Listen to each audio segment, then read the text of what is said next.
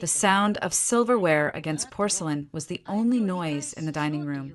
I pushed my asparagus around the plate, watching the butter congeal into little yellow pools. My father, Robert, sat at the head of the table, eyes fixed on his steak as if it held the answers to all life's mysteries. Ethan, my half-brother, was scrolling through his phone under the table, a new pair of limited edition Jordans peeking out from beneath the mahogany tablecloth. It was Ivy who broke the silence. "Lily," she said, her voice sweet as poisoned honey, "we need to talk about your situation." I looked up. My stepmother's blonde hair was perfectly styled, not a strand out of place. She wore the diamond tennis bracelet my father gave her for their last anniversary, the one that cost more than my college tuition for a semester. "My situation," I asked, keeping my voice neutral. "Your dependency," she clarified, sipping her Chardonnay. "You're 22 now. Graduated 6 months ago. It's time you learned to stand on your own 2 feet." My father finally looked up. "Ivy, we discussed this." "We did, Robert." She cut him off smoothly, and we agreed. "Lily needs to learn responsibility. The real world won't coddle her." Ethan snickered without looking up from his phone. "Yeah, Lily, time to adult." I felt heat rising in my cheeks. Did I have a job? 2, actually. Waitressing at the Coastal Bean and freelance graphic design when someone needs a logo. Ivy said dismissively, "That's not a career." "Darling, that's dabbling. It pays my rent," I said through clenched teeth. "Barely," Ivy countered. "And that brings me to our decision. Starting next month, we're stopping your monthly allowance." The words hung in the air like smoke. The allowance was the $2,000 a month my father had been sending me since I moved out. Money that covered groceries, utilities, and student loan payments my part-time jobs couldn't touch. "Dad," I turned to him, my voice barely a whisper. Robert wouldn't meet my eyes. "Your stepmother makes a fair point. Lily, you need to learn financial independence." Financial independence. I repeated, the absurdity of it choking me. "Ethan gets $15,000 a month just to exist. And you're cutting me off." Ethan finally looked up, a smirk playing on his lips. "That's different. Mom says I have expenses." "Expenses." I laughed bitterly. "What expenses?" "You don't pay rent at the fraternity house. You don't have student loans. What exactly do you need $15,000 a month for?" "Development opportunities," Ivy said smoothly. "Networking events, professional wardrobe, things that matter for his future." And my future doesn't matter. The question came out smaller than I intended. "Of course it does," my father said quickly, finally looking at me. "That's why we're doing this. To help you grow. By taking away my safety net while Ethan gets a golden parachute." I pushed back from the table, my chair scraping against the hardwood floor. "This isn't about helping me grow. This is about cutting me out." Ivy's smile didn't reach her eyes. "Don't be dramatic. Lily, we're not cutting you out.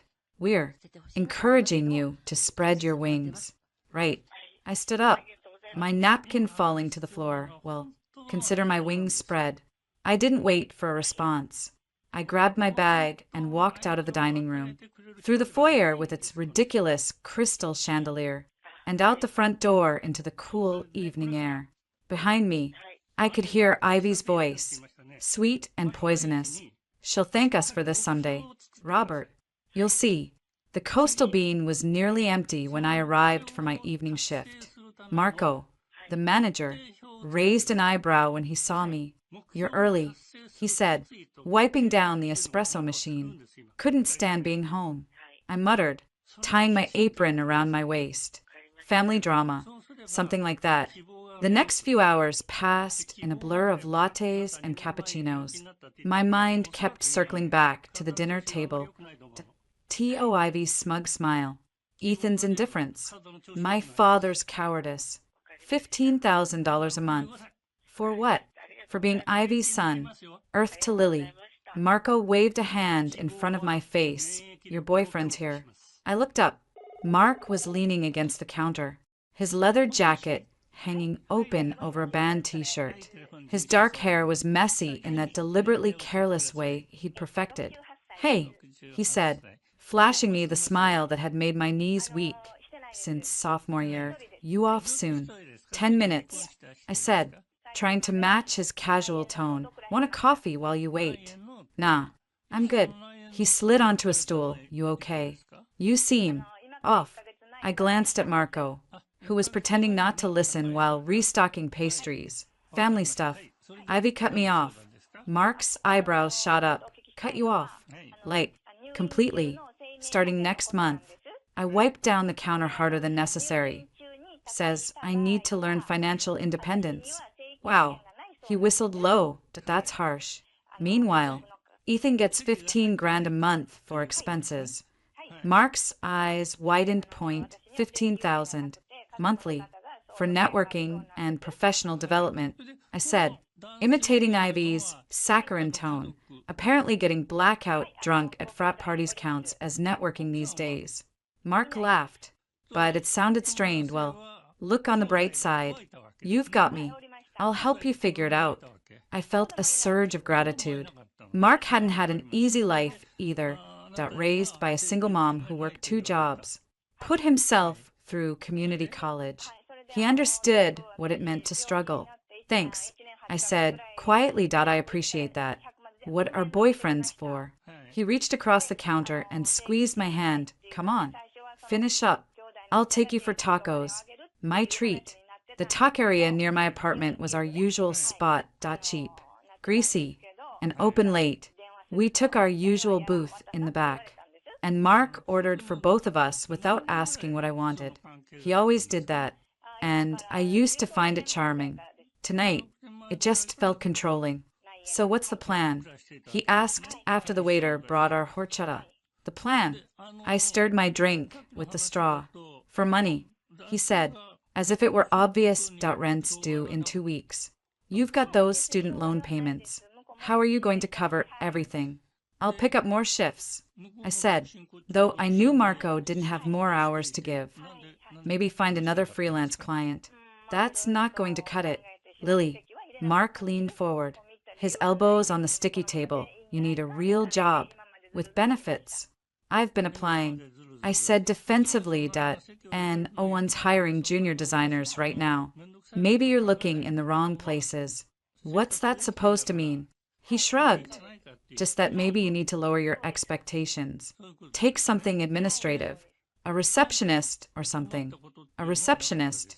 With my design degree. I felt the sting of his words, but bit back a retort. He was trying to help. In his own way. "I'll figure it out," I said instead.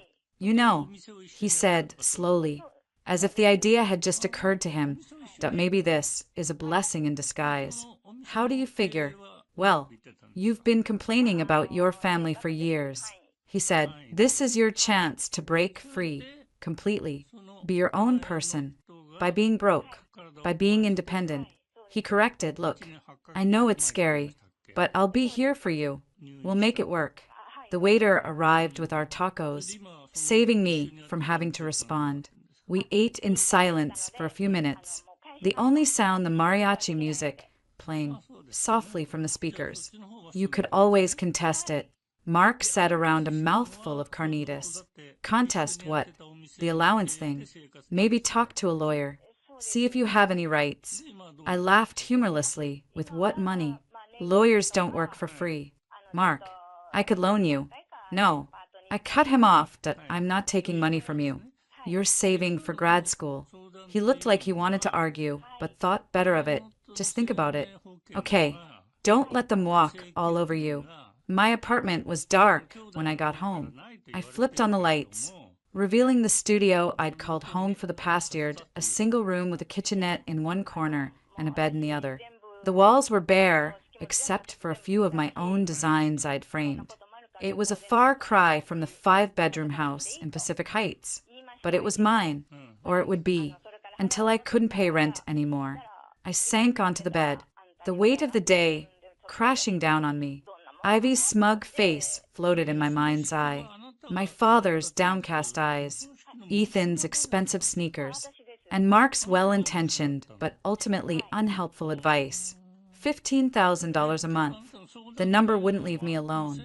It was more than most people made in 3 months of full-time work. And Ethan got it just for breathing. For being Ivy's son. My phone buzzed on the nightstand. A text from Ethan. Ethan, Mom says you are being dramatic. Just apologize and she'll probably change her mind. I stared at the message, my fingers trembling with anger. Apologize? For what? For existing. For not being her child. Me, not happening. Ethan, you are lost. BTW, am thinking of getting the new Porsche. Mom says if I keep my grades up, she'll cover the payments. I threw my phone across the room. It hit the wall with a satisfying thud and fell to the floor. Screen side down.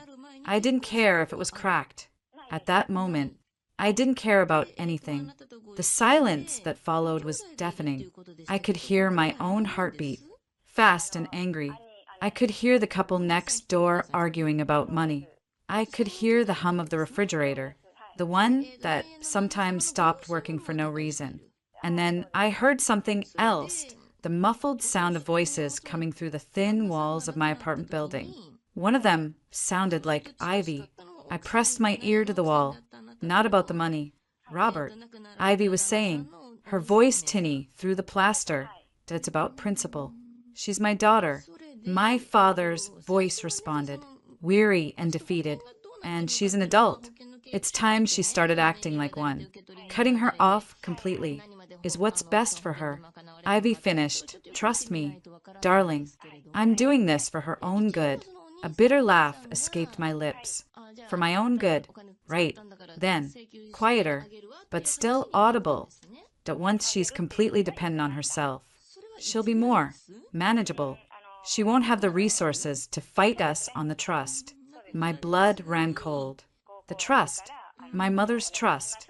You promised we wouldn't touch that. My father said, his voice tense, and we won't. Ivy soothed, but with Lily distracted by survival. She won't be looking too closely at the details.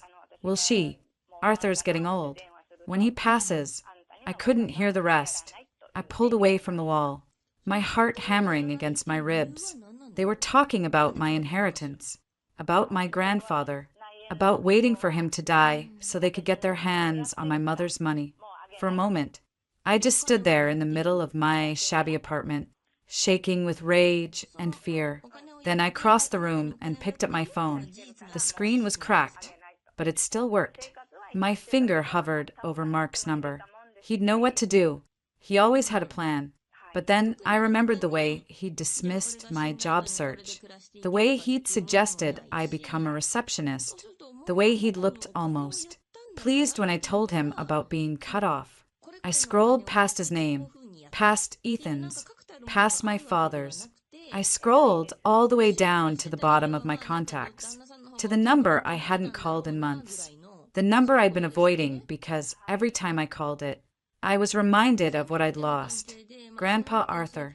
The phone rang once, twice, 3 times. I was about to hang up when a voice answered, raspy with sleep but alert. Lily, my grandfather said that what's wrong. And just like that, the dam broke. The words tumbled out of me in a rush about Ivy cutting me off, about Ethan's $15,000 a month, about the conversation I had just overheard, about the trust, about everything. When I finished, there was silence on the other end of the line. For a terrible moment, I thought he'd hung up. Then, his voice came through, clear and sharp as broken glass. Stay where you are. He said to don't talk to anyone. Don't make any decisions. I'm sending Matthew. Uncle Matthew. I asked, confused. And Jackson. And Lucy. His voice was like steel that will be there by 2. 2. Grandpa. It's almost midnight. 2 a.m. He clarified, this ends tonight. The line went dead. I stared at my phone, the cracked screen glowing in the dark apartment. From next door, I could still hear the murmur of voices. Ivy's plotting. My father's weak protests. But for the first time all night, I smiled. 2 a.m. I could wait until 2 a.m. The clock on my phone read 1:47 a.m. I hadn't moved from my spot on the floor, my back against the wall that separated me from my father's apartment. Ivy's voice had faded hours ago, replaced by the rhythmic snores of my father. The entire building had settled into that deep nighttime silence that feels both peaceful and unnerving. My phone buzzed in my hand. Unknown number. 3 minutes out. Be ready. It was Uncle Matthew.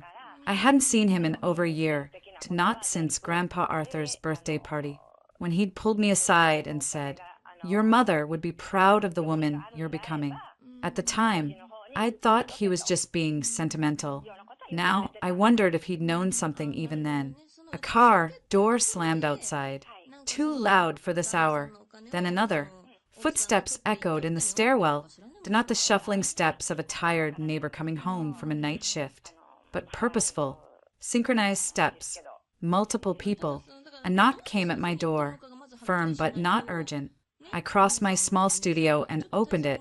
Uncle Matthew stood in the hallway, looking nothing like the relaxed investment banker I remembered.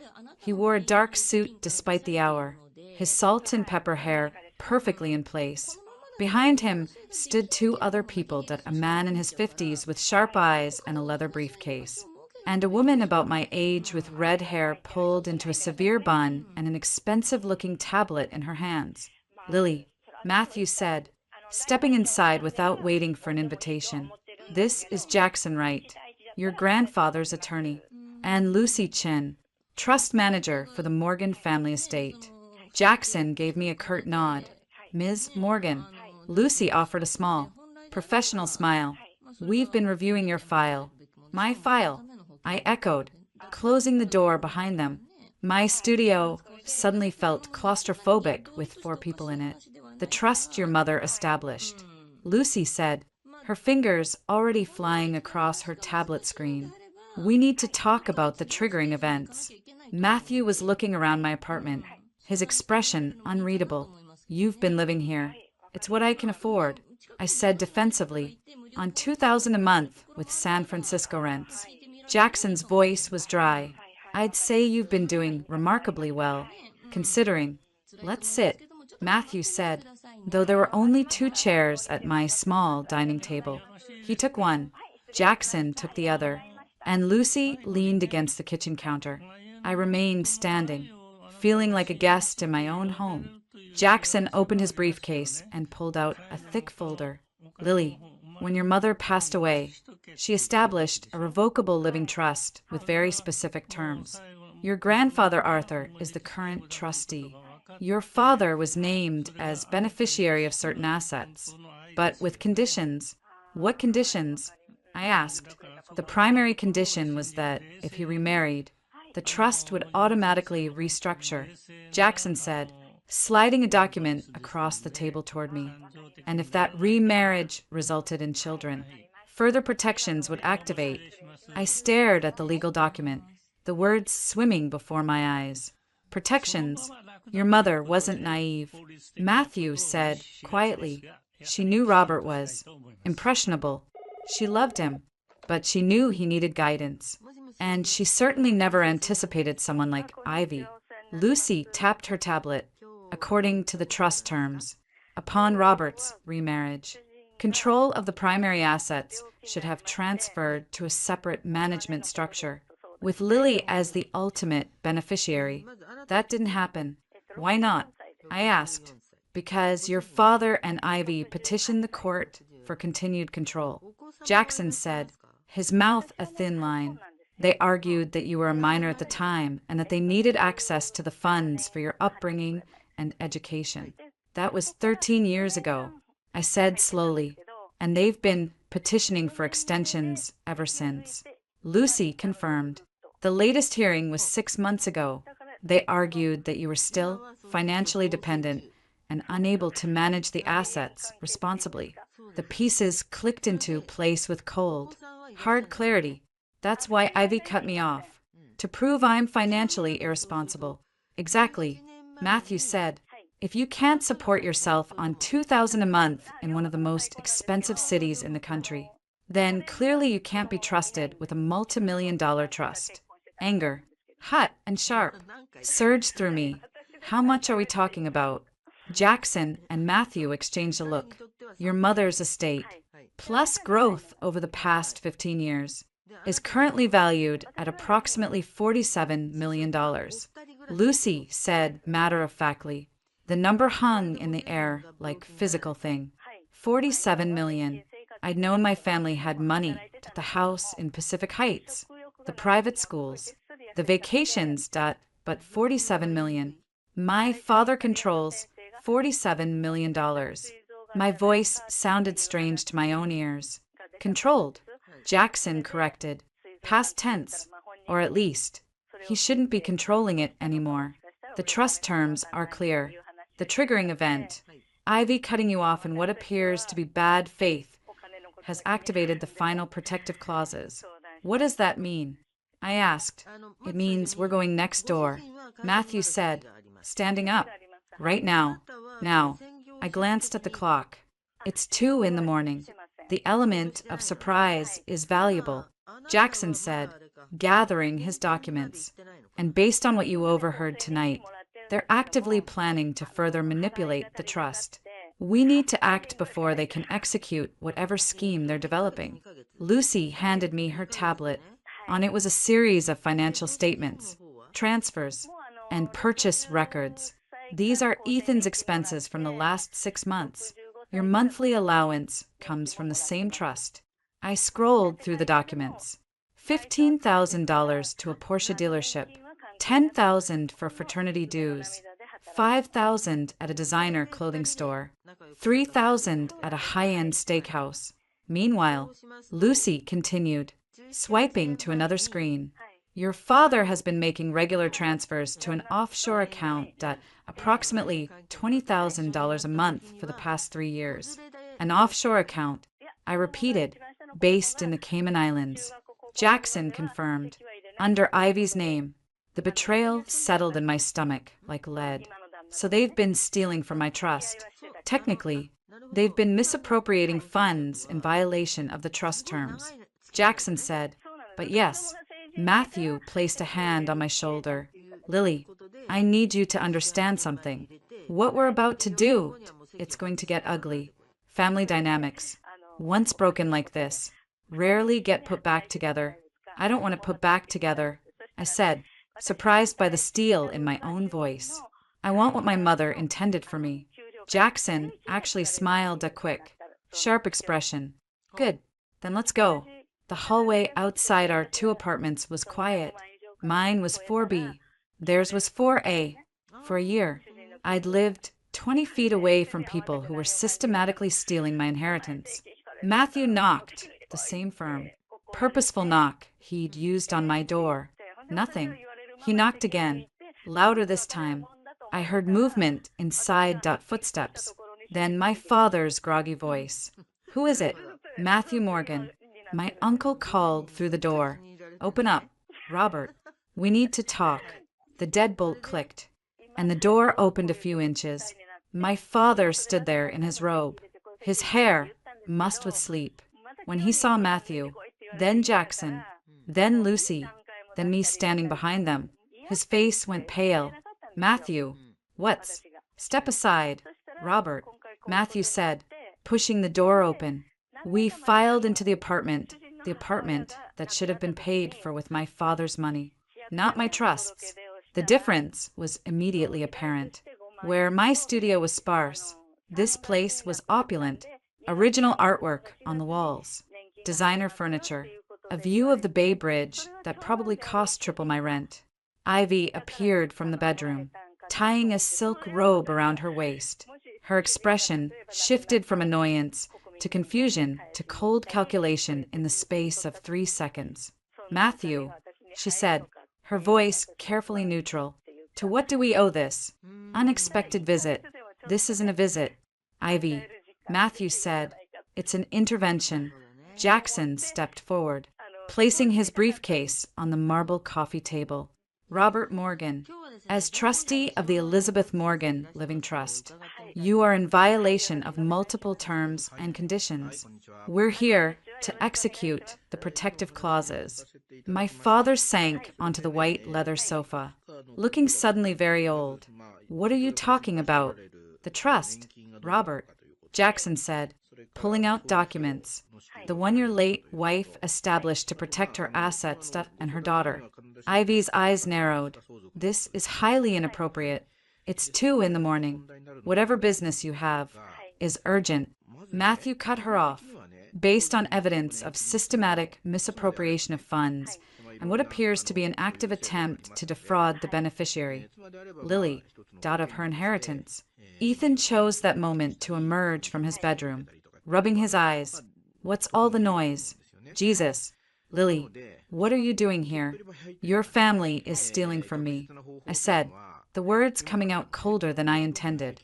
Ethan blinked, looking from me to his mother to my father. What? Your monthly allowance, Lucy said, holding up her tablet.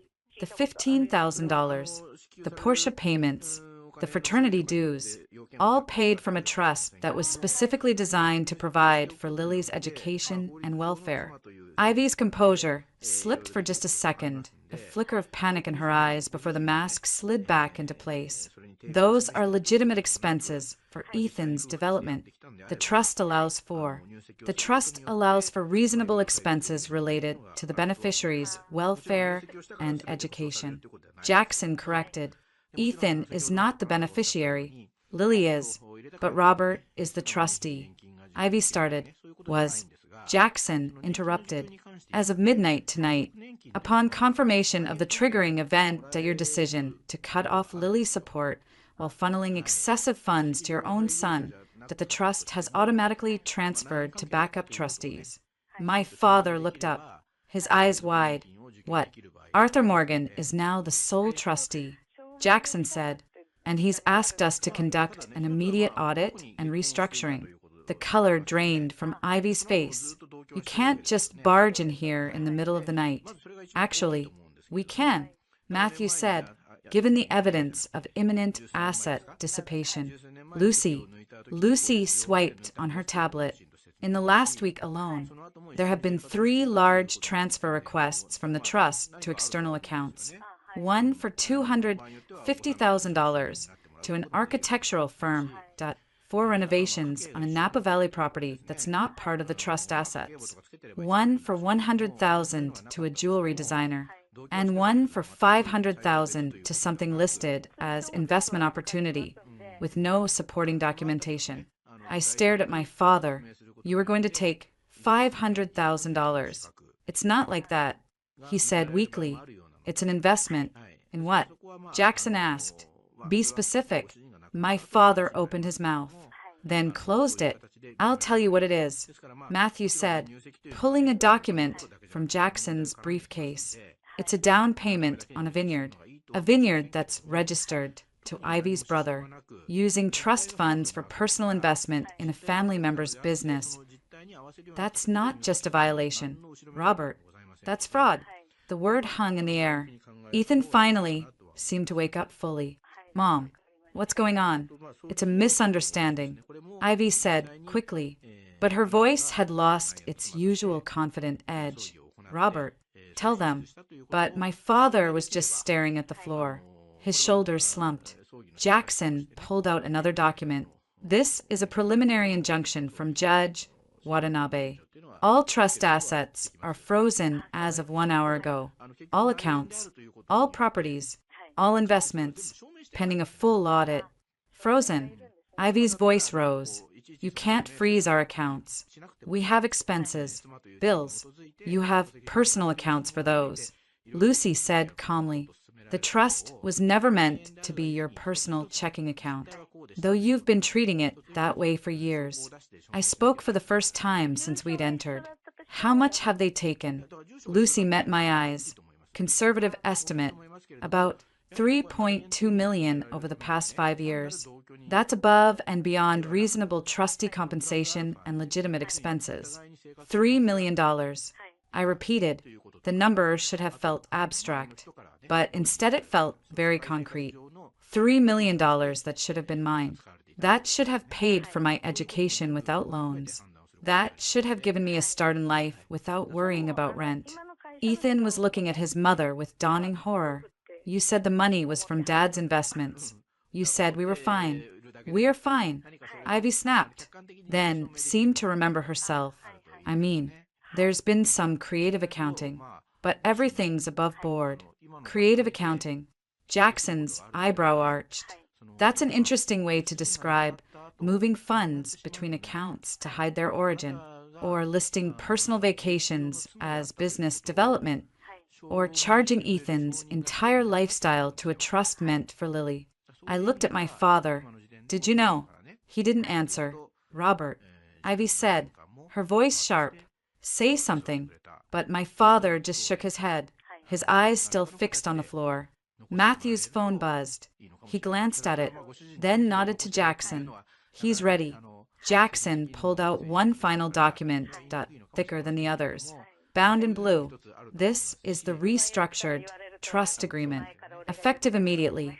Arthur Morgan remains trustee until such time as he determines Lily is ready to assume control. All assets are to be managed by an independent firm, Lucy's firm. Specifically, Robert, you'll receive a modest monthly stipend for living expenses. Nothing more. Ivy snatched the document from his hands, her eyes scanning the pages. This is outrageous. You're cutting us off completely. What about Ethan's education? What about our home? Your home is owned by the trust. Lucy said, you'll be allowed to remain there for 90 days while you find alternative accommodations. Ethan's education will be paid for directly to the institutions. No more cash allowances. Ethan made a choke sound. My car payments will need to come from your own resources. Matthew said, or your mother's, not from Lily's inheritance. Ivy threw the document on the coffee table. We'll fight this. We'll get our own lawyers. You're welcome to try, Jackson said calmly. But I should warn you that we've already filed criminal referrals with the district attorney's office for embezzlement and fraud. Any legal fight on your part will happen alongside a criminal investigation. The room went utterly silent. My father finally looked up, his eyes meeting mine. There was so much there. Shame, regret, fear. Lily, he whispered. I never meant. Meant what? I asked, my voice surprisingly steady. To steal from me, to let your wife treat me like a second-class citizen while her son lived like a prince on my money. It's more complicated than that, he said, but the words rang hollow. Is it? I took a step toward him. You chose her over me. Again and again. You watched her cut me off tonight, and you said nothing. You've been watching her steal from me for years, and you said nothing. I was trying to keep the peace, he said weakly, at my expense. The truth of it settled in my bones. You were willing to sacrifice me, why future? My security, make your wife happy. Ivy stepped between us. Don't you talk to your father that way. After everything he's done for you. What? I cut her off. What exactly has he done for me? Let you take everything my mother left me. Ethan spoke up, his voice uncertain. Lily, maybe we should all calm down. You don't get to talk, I said, turning on him. You've been spending $15,000 a month of my money, while I work 2 jobs to pay rent. Did you ever wonder where that money came from? Did you ever ask? He had the decency to look ashamed. I thought, you didn't think. I said, you just took. Matthew placed a hand on my arm. Lily, we have what we came for. Jackson gathered the documents. Copies of everything will be delivered to your attorneys tomorrow. I'd suggest you retain competent counsel. The audit begins Monday. You'll need to make all records available. Ivy was breathing heavily, her hands clenched at her sides. This isn't over. For you, Matthew said. I think it is. We turned to leave. At the door, I looked back one last time. My father was still on the sofa, his head in his hands. Ethan was staring at his mother as if seeing her for the first time. And Ivy was looking at me with pure, undiluted hatred. The door closed behind us. muffling the beginning of what sounded like a violent argument. In the hallway, Matthew let out a long breath. Well, that went about as well as could be expected. Jackson was already on his phone. Judge Watanabe will want an update, and we need to coordinate with the forensic accountants. Lucy handed me her business card. My direct line. Any questions? Any concerns? Day or night. You're my client now. I took the card, the embossed letters smooth under my fingers. What happens next? Next, Matthew said, we go see your grandfather. He's waiting. Now, he's been waiting 15 years for this. Matthew said quietly, since the day your mother died and he realized what your father was. The elevator ride down was silent. The lobby was empty. Outside, a black town car was waiting, engine idling. As we pulled away from the curb, I looked up at the fourth-floor windows. One was lit up. My father's apartment. Shadows moved behind the curtains. Sharp and angry, Lucy followed my gaze. It'll get worse before it gets better, she said softly.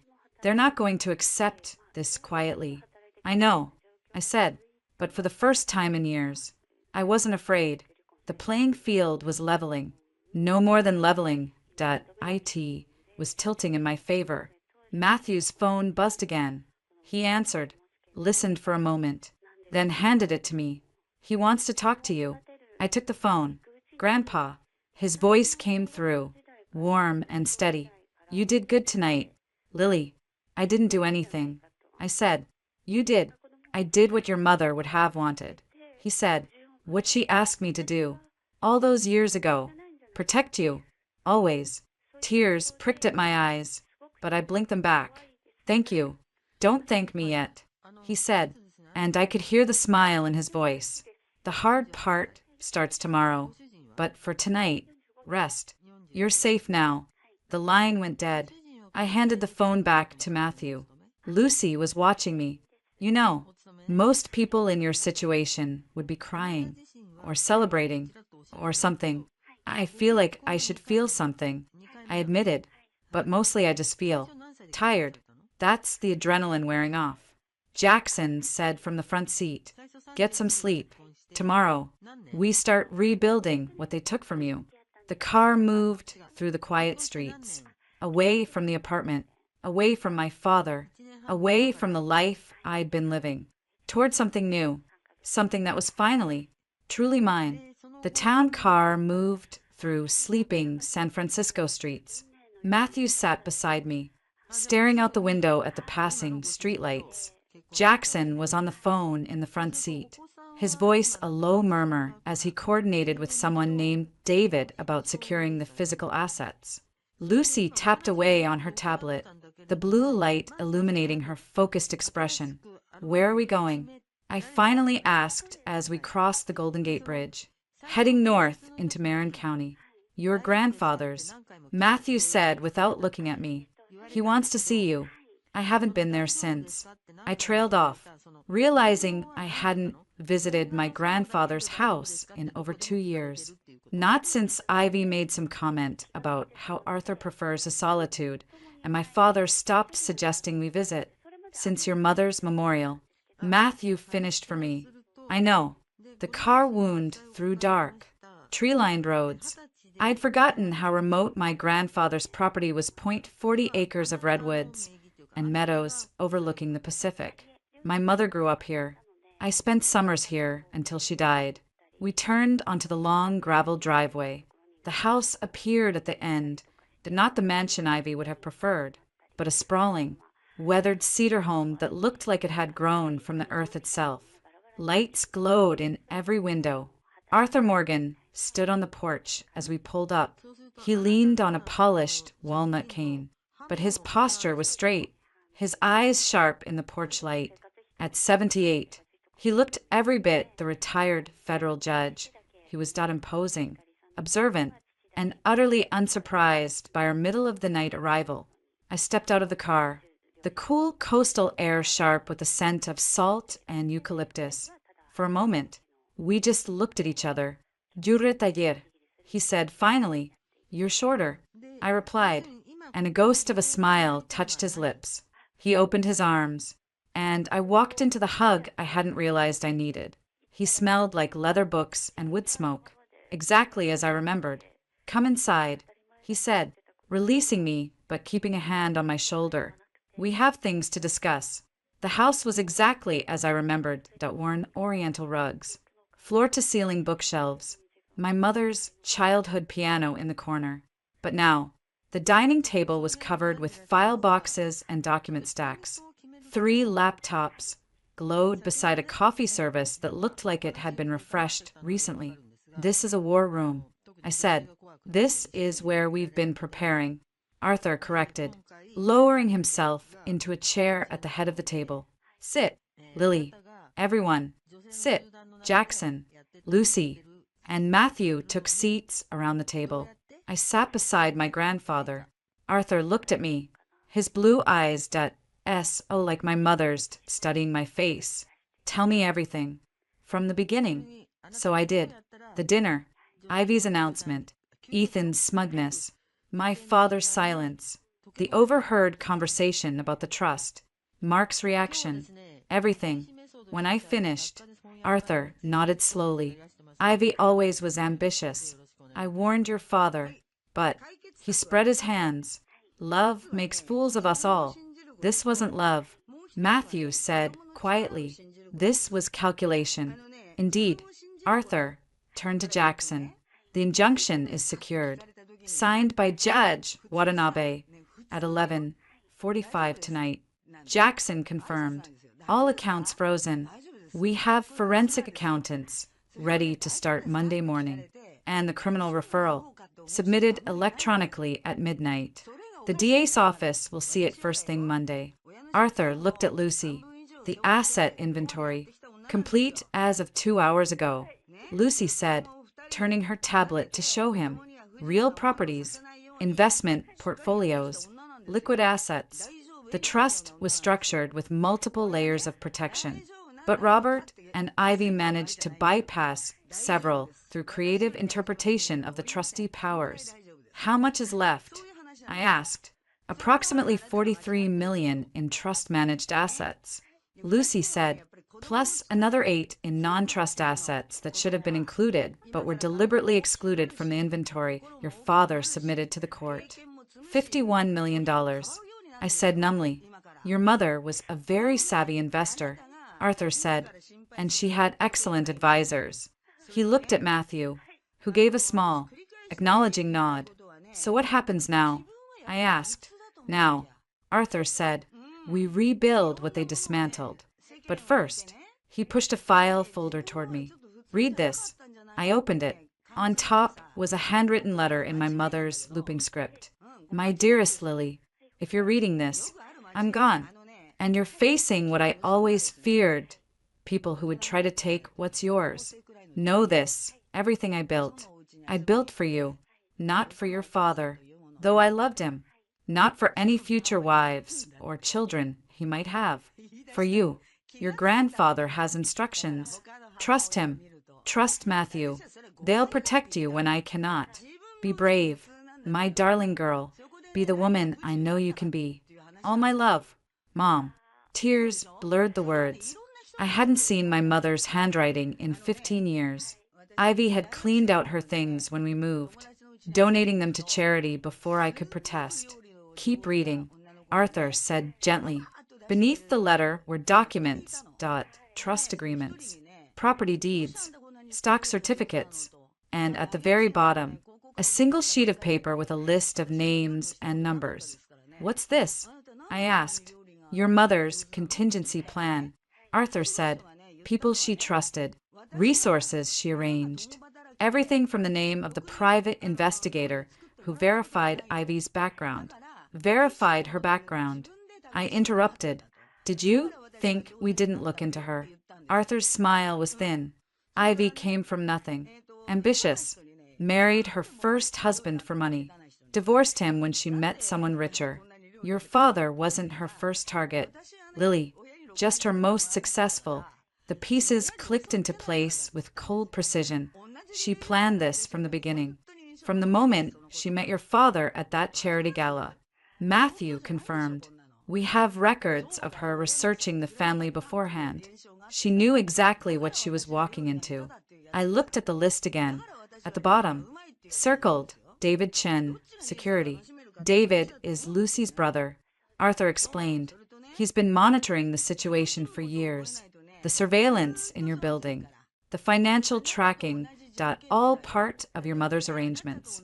I stared at him. You've been having me watched. Protected, Arthur corrected. There's a difference. When Ivy cut you off tonight, David alerted me within minutes. We were already preparing to move when you called. The realization washed over me that I hadn't been alone. Not even close. All those nights, I'd lain awake worrying about rent, about loans, about my future.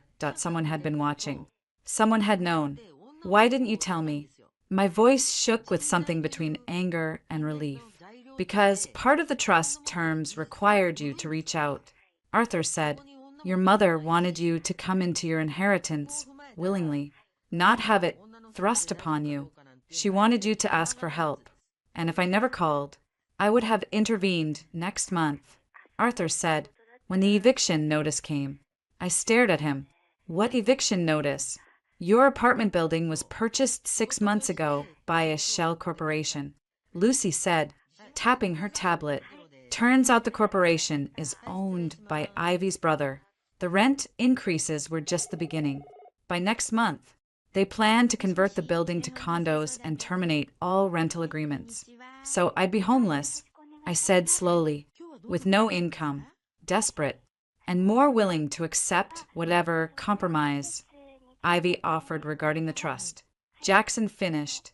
It's a classic pressure tactic. Create a crisis, then offer the solution on your terms. The room seemed to tilt. How long have you known about this? Since the purchase went through, David said from the doorway. I hadn't heard him enter.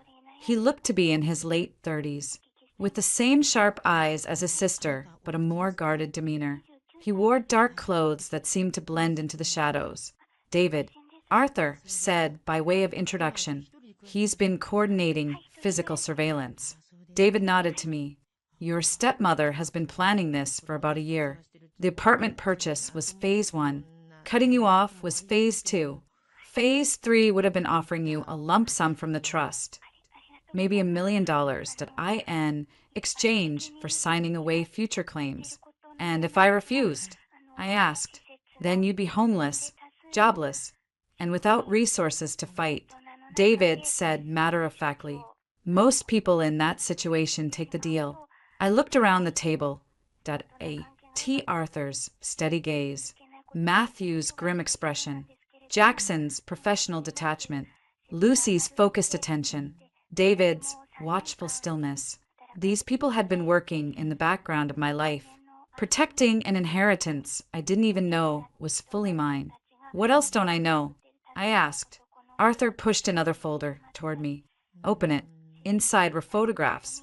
My father at a casino in Tahoe. Ivy meeting with a man in a suit outside an office building.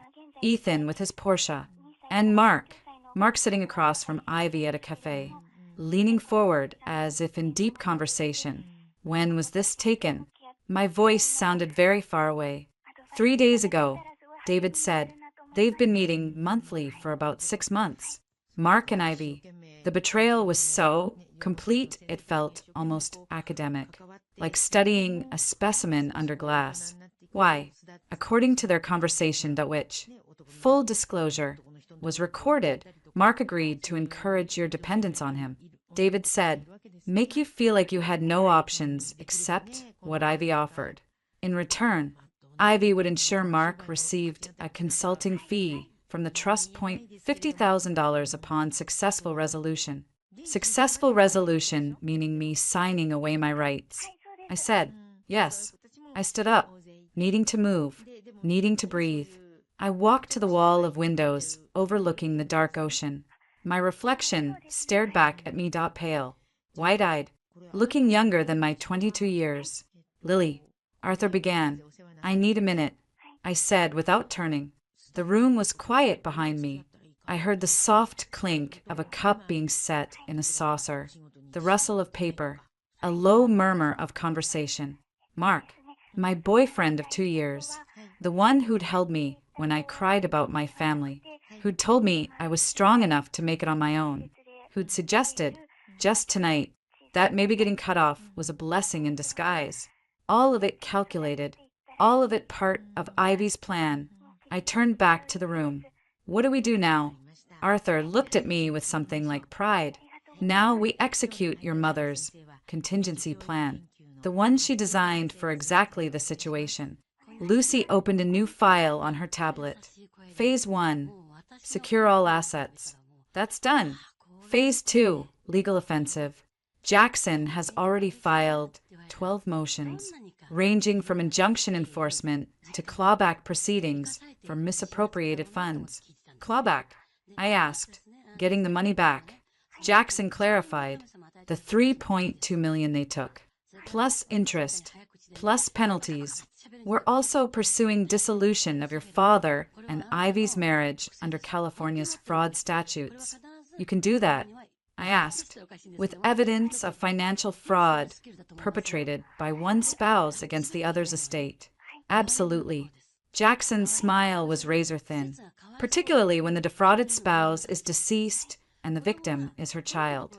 Phase 3, Matthew took over, is structural.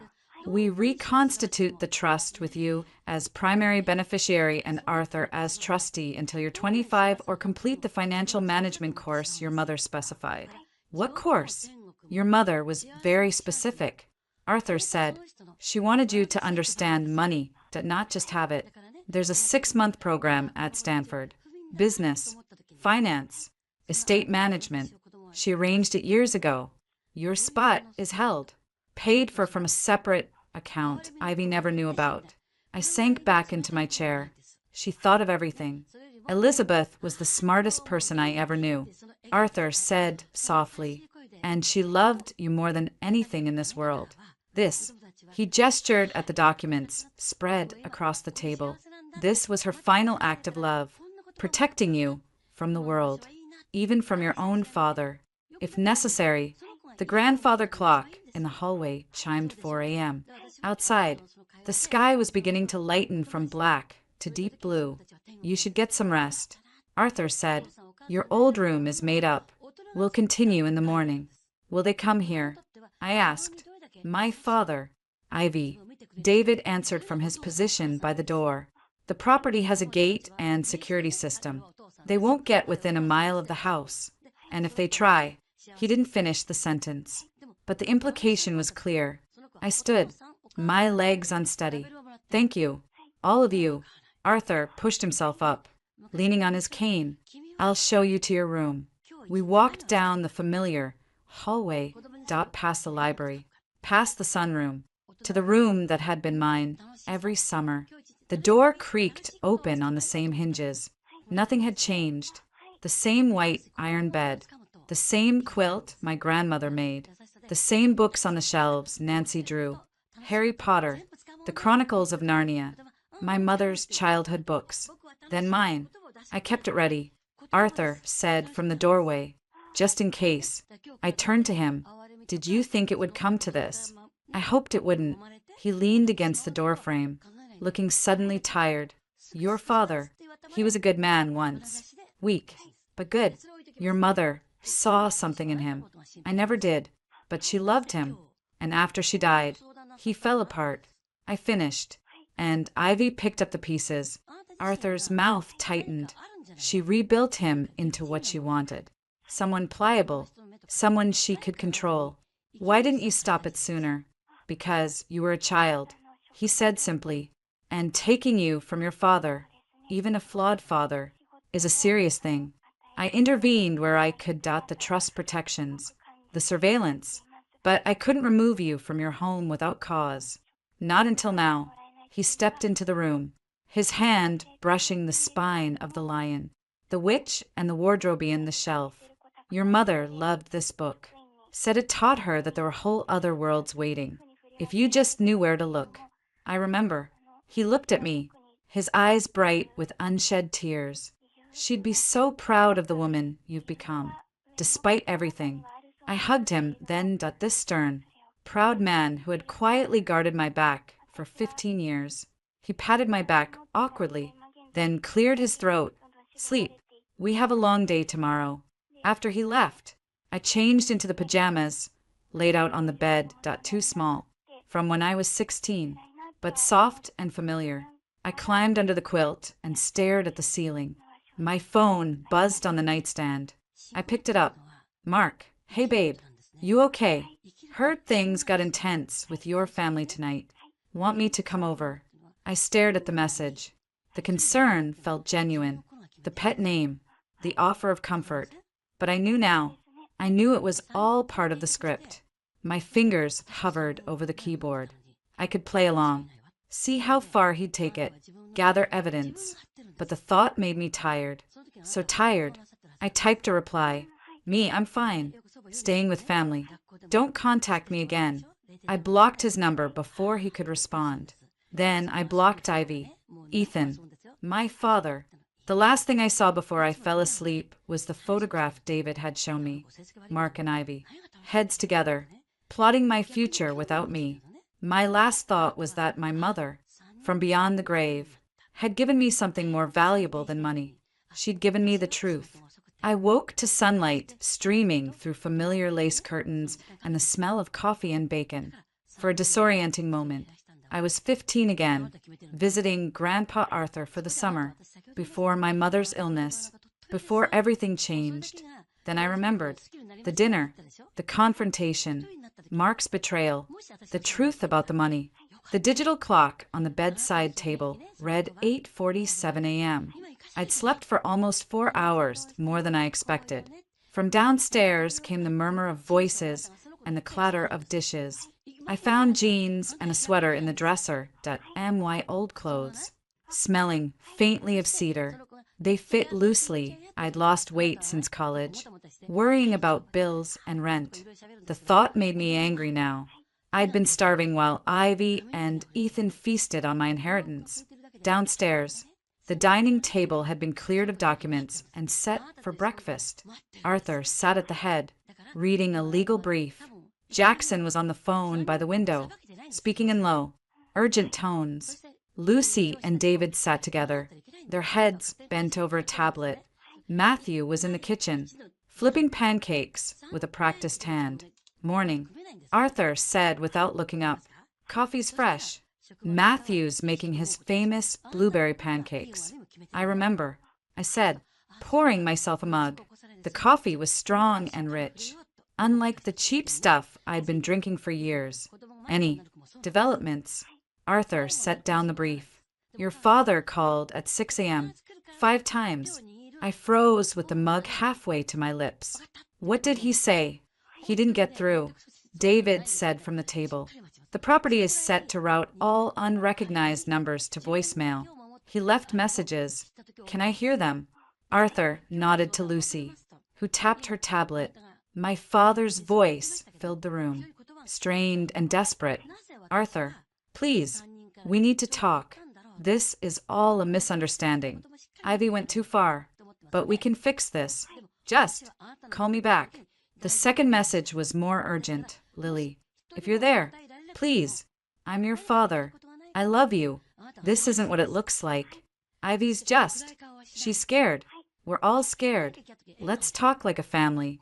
The third message dissolved into near sobbing. They're freezing everything. Our accounts, the house payments, Ethan's tuition. You can't do this to us, to your own brother. Please. The fourth was pure rage, goddammit. Arthur, you can't just steal my daughter. She's my child, not yours. I'll call the police. The fifth was Ivy's voice, cold and controlled. Judge Morgan, this is Ivy Morgan. I understand you believe you're protecting Lily, but what you're doing is kidnapping and financial coercion. We have attorneys. We will fight this. But for Lily's sake, let's be reasonable. We can come to an arrangement that benefits everyone. The recording ended. The room was silent except for the sizzle of pancakes in the kitchen. They're panicking. Jackson said, hanging up his phone and joining us at the table. Good. Panicked people make mistakes. What happens now? I asked, taking a seat. Now, Arthur said, we proceed with phase 2. But first, he looked at me carefully. There's something your mother left for you. For this exact moment, he pushed a small silver key across the table. It was old-fashioned, with intricate scrolling on the bow. My mother's jewelry box key. I recognized it from childhood memories, the polished walnut box on her dressing table, filled with treasures she'd let me try on, not just jewelry. Arthur said, go to her old room, top drawer of the dresser. You'll find it. My mother's room was exactly as she'd left it. The same floral wallpaper, the same white lace bedspread, the same photograph on the nightstand. Why parents on their wedding day, young and laughing. My mother's head thrown back in joy. The walnut box sat on the dresser, exactly where I remembered. I inserted the key, turned it, and lifted the lid. On top lay the familiar pieces. The pearl necklace my father gave her for their first anniversary, the emerald earrings from my grandfather, the simple gold band she wore every day. But beneath them, tucked into a silk-lined compartment, was a slim digital storage device and a folded note. The note was in my mother's handwriting. My darling Lily, if you're watching this, then Arthur has decided you're ready, or circumstances have forced our hand. Either way, know that everything I did for you. Watch the recording. Then you'll understand. All my love, Mom. My hands trembled as I carried the device downstairs. The group had reconvened in the living room, where a large screen had been set up. Arthur took the device from me and plugged it in. This was recorded 2 months before she died. He said quietly, she knew the cancer was terminal. She knew what might happen. The screen flickered to life. My mother sat in this very living room, in her favorite armchair by the fireplace. She looked thin, her hair covered by a silk scarf, but her eyes were clear and sharp. Hello, Lily, she said, and her voice, so familiar. So Miss made my breath catch. If you're watching this, then I'm gone. And you're facing challenges I hoped you'd never have to face. She took a deep breath, her hands folded in her lap. First, know that I love you more than anything in this world. And everything I've arranged, the trust, the protections, the contingencies. Because of that love. On screen, she glanced off camera, where I now realized Arthur must have been sitting. Dad, if you're watching this with her, thank you. I knew I could count on you. Arthur made a soft sound beside me. Now, the hard truth, my mother continued, leaning forward slightly. Your father, Robert. I love him, but I know him. He's weak, Lily, not malicious, but easily influenced. When I'm gone, he'll grieve, and then he'll look for comfort. And there are people in this world who specialize in offering comfort to wealthy, vulnerable men. She paused, her expression pained. I've taken steps to protect our assets. The trust is ironclad, or as close as I could make it. But legal documents only go so far. People find ways around them, especially determined people. Another pause. There's something else you need to know. About my illness. I leaned forward, my heart pounding. The cancer was aggressive, she said, but treatable. My doctors were optimistic. Then, about 6 months into treatment, things changed. Complications arose. Infections, drug reactions, things that shouldn't have happened. Her hands tightened in her lap. I didn't want to believe it, but when Nurse Ramirez came to me, telling me she'd seen Ivy in the medical records office, asking questions about my medications, the room went utterly still. Ivy was a pharmaceutical rep before she met your father. My mother said she knew about drugs, about interactions, about dosage adjustments. My blood ran cold. I never had proof. My mother continued, her voice trembling now. Just suspicions. But I changed hospitals, changed doctors. By then, it was too late. The cancer had spread. I couldn't breathe, couldn't think.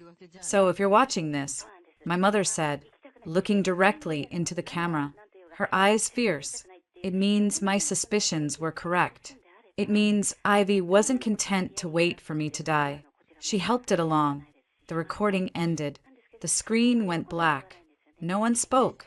The only sound was the crackle of the fireplace. Finally, Arthur broke the silence.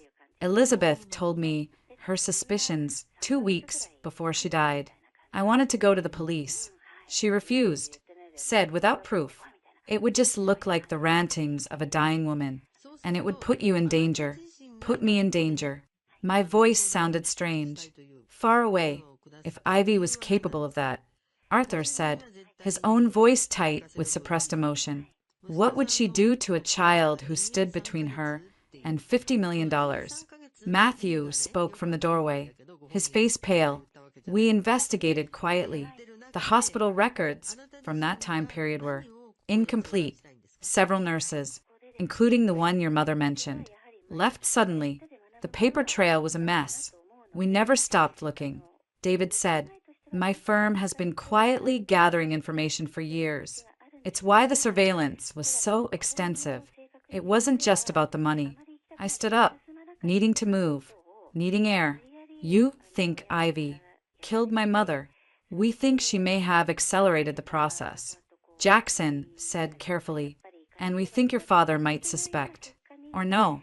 The room seemed to tilt. My father knows. Consider his behavior. Lucy said, her voice professional but not unkind. The guilt, the drinking, the passivity. Ivy holds something over him. We've always suspected it was more than just financial mismanagement.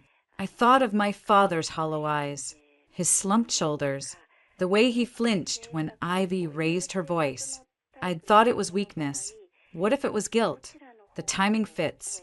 Matthew said, crossing to pour himself a glass of water. His hand shook slightly. Ivy met Robert at that charity gala 3 months before Elizabeth's diagnosis. They were friends at first. Then, as Elizabeth got sicker, Ivy was there more often, helping, comforting. And 6 months after Elizabeth died, they were married. Arthur finished, with Ivy already pregnant with Ethan. The pieces clicked into place with horrifying clarity. The perfect, brutal logic of it. So what do we do? I asked, my voice steadier than I felt. We use it, Jackson said. Not in court, not without more evidence, but as leverage. David nodded. Ivy will do anything to keep that secret buried.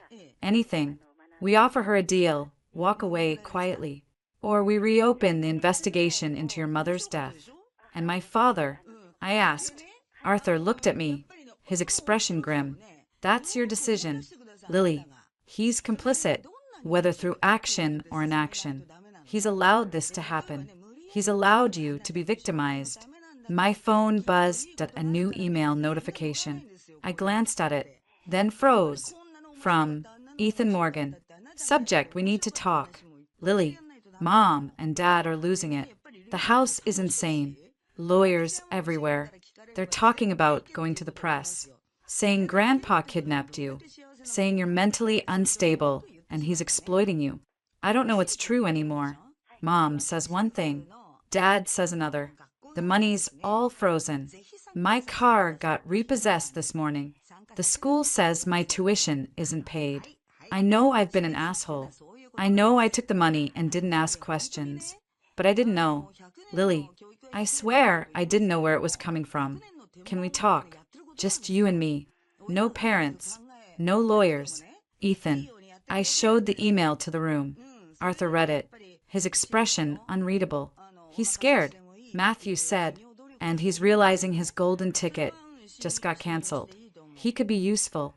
Jackson mused. If he's willing to turn on Ivy, or he could be setting a trap. David countered. Ivy could be using him to get to you. I read the email again. The tone was different from the Ethan I knew, but less arrogant, more desperate. The Ethan I knew wouldn't admit to being an asshole, wouldn't swear, wouldn't ask to talk. He's telling the truth, I said slowly, or he believes he is. Arthur studied me. Do you want to talk to him? Yes, I said, but on my terms, in a public place, with David nearby. David nodded. I can arrange that. Before you do, Jackson said, there's something else you need to know. He pulled a document from his briefcase. The preliminary forensic accounting report came in an hour ago. It's worse than we thought. How much worse? Arthur asked. Over the past 5 years, in addition to the $3.2 million in direct misappropriation, Robert and Ivy have taken out loans using trust assets as collateral. Total debt, $8 million. $8 million. Matthew echoed, shocked. Personal loans, business ventures, failed investments. Jackson said, scanning the document, including $500,000 to a restaurant that closed after 6 months, $1 million to a tech startup that never launched, and $2 million to a development project that appears to be a front for Ivy's brother's gambling debts. They mortgaged my inheritance. I said, the reality sinking in, and they're about to default. Jackson confirmed. The loans come due in 90 days. Without access to trust assets to pay them, they'll declare bankruptcy, Arthur said, and try to discharge the debts. Except fraud isn't dischargeable in bankruptcy, Jackson said, and we can prove fraud, but it gets messy and public. My phone buzzed again. This time, a call from an unknown number. I answered on speaker. Lily, it's Mark. Every muscle in my body tightened. How did you get this number? Ivy gave it to me, he said, and I could hear the strain in his voice. Look, I know you're angry. Angry. I cut him off. You betrayed me. You were working with her. It wasn't like that. He said quickly. She came to me, said you were in trouble, that your family was dysfunctional and you needed someone to guide you. She offered to help with my grad school applications if I kept you close. $50,000 is more than help with applications. Mark, a pause. She told you about that. I know everything. Mark, the meetings, the recordings, the plan to make me dependent. So I'd sign away my rights. Another, longer pause. When he spoke again, his voice was different, colder. Then you know I was just playing the game. Same as everyone. Not everyone, I said, looking at Arthur, at Matthew, at the team around me. Whatever, Mark said, and I could almost see his careless shrug. Look, Ivy wants to make a deal. She'll drop all claims against you if you release $1 million to cover immediate expenses. She says it's a gesture of goodwill. I almost laughed. A gesture of goodwill. After stealing millions. After possibly killing my mother. Dead silence on the other end. Then, carefully, what did you say about your mother? I think you heard me. Mark's voice dropped to a whisper. Jesus, Lily, you can't just say things like that. Why? Because it's true. I don't know what's true anymore, he said, and he sounded genuinely shaken. But if you're saying that, you need to be careful. Ivy isn't someone you want as an enemy. She already is my enemy, I said, and so are you. Don't call me again. I hung up. The room was silent. He didn't know. David said, after a moment, about your mother. That surprised him, which means Ivy kept that secret even from her accomplices. Jackson noted, interesting. My phone buzzed again, this time. A text from Ethan. Ethan, can you meet today? I'm at the ferry building. I'll be here all afternoon. I showed the text to David. He nodded. It's public. Crowded. I can have a team there in 30 minutes. Arthur looked at me. Are you sure about this? No, I said honestly, but I need to hear what he has to say. And I need him to hear what I have to say. Then we'll go, David said, already texting, but we do it carefully, very carefully. As we prepared to leave, Arthur pulled me aside. Remember what your mother said in the video about people who specialize in offering comfort to vulnerable men. I nodded. Your father is vulnerable right now, Arthur said, and Ivy is dangerous. Be careful. I will. But as David and I drove toward the city, the video playing again and again in my mind, I knew careful might not be enough. Ivy hadn't just stolen my money. She might have stolen my mother. And for that, there would be no forgiveness. The ferry building was packed with Saturday shoppers and tourists. Sunlight streamed through the arched windows, illuminating stands of artisan cheese, fresh bread, and specialty coffee. The air smelled of salt, sourdough, and roasted beans. David parked a block away. I'll be inside before you. Two of my team are already there. Woman in a blue jacket at the mushroom stand. Man in a giant's cap at the coffee counter. I'll be by the doors. If anything feels wrong, scratch your left ear. We'll extract immediately. He handed me a small device that looked like a fitness tracker. GPS and emergency alert. Press the side twice if you need us. I slipped it onto my wrist. You think this is a trap? I think Ivy is desperate, David said, and desperate people do stupid things. But Ethan, he shrugged. My read is he's scared and confused. Still, better safe. I took a deep breath and stepped out of the car. The sidewalk was crowded. For the first time in days, I was out in public, not hidden away in an apartment or my grandfather's house. It felt strangely vulnerable. Inside, the noise was overwhelming. Laughter. Conversations in multiple languages. The hiss of espresso machines. I scanned the crowd and spotted Ethan immediately. He sat at a small table near the waterfront doors, hunched over a paper cup, looking nothing like the cocky fraternity brother I knew. His designer clothes were rumpled. His normally perfect hair was messy, and he was staring into his coffee as if it held answers. He looked up as I approached. His eyes were red-rimmed. You came. You said we needed to talk. I took the seat opposite him, keeping my back to the wall as David had instructed. Yeah, he ran a hand through his hair. Thanks for coming. I waited. The ball was in his court. Everything's gone to shit, he said finally, not meeting my eyes. The house, Mom and Dad, everything. What happened? He let out a shaky laugh. What didn't happen? Yesterday morning, repo guys took my car, physically towed it away from the house while I was still in my pajamas. Then Stanford called. Why tuition payment bounced? They put a hold on my registration. I can't access my classes. Can't even get into the library. He finally looked at me. Mom says it's Grandpa's fault, that he's punishing us to get control of you.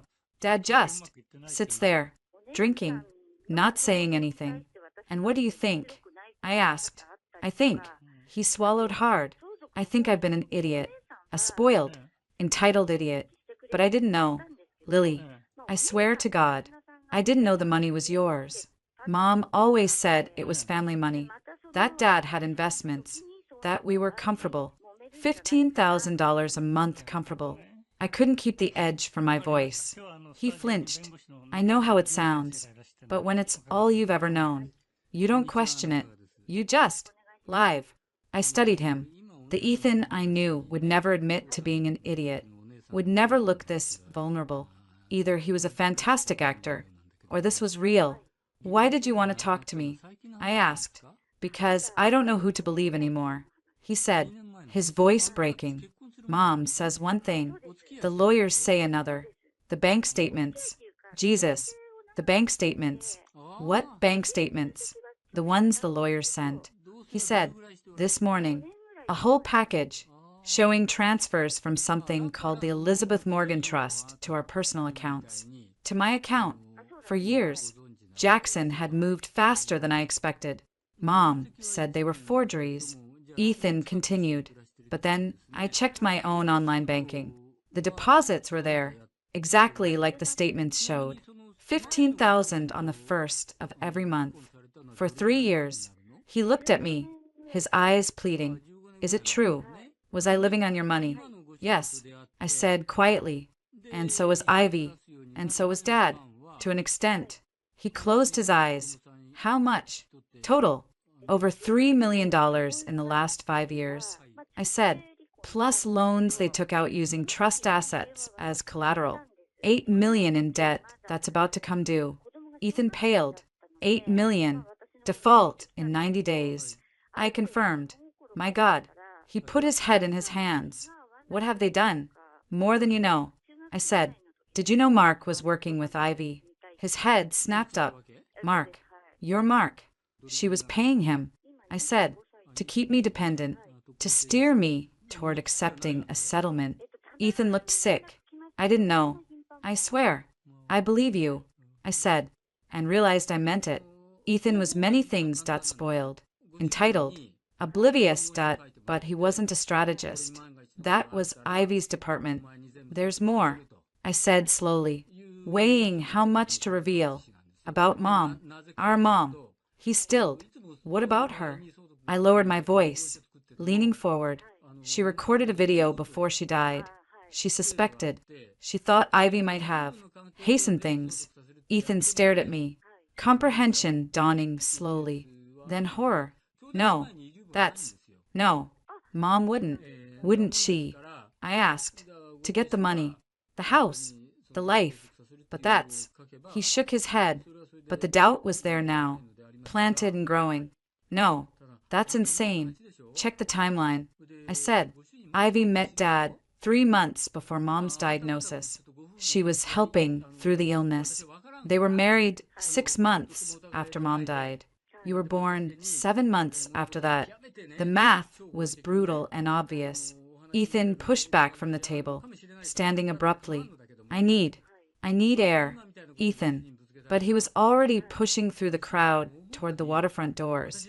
I followed, catching David's eye as I passed him. He fell into step behind me, giving me space, but staying close. Outside, the breeze off the bay was cold. Ethan leaned against the railing, staring at the water. When I was little, he said without turning, Mom told me your mom was sick for a long time, that she suffered, that it was a mercy when she died. I came to stand beside him. She was 42. I know. He turned to me, his face pale. Do you have proof about what you're saying? Not enough for court, I admitted, but enough to know it's true. Enough that Grandpa has been investigating for years. Why didn't he say anything?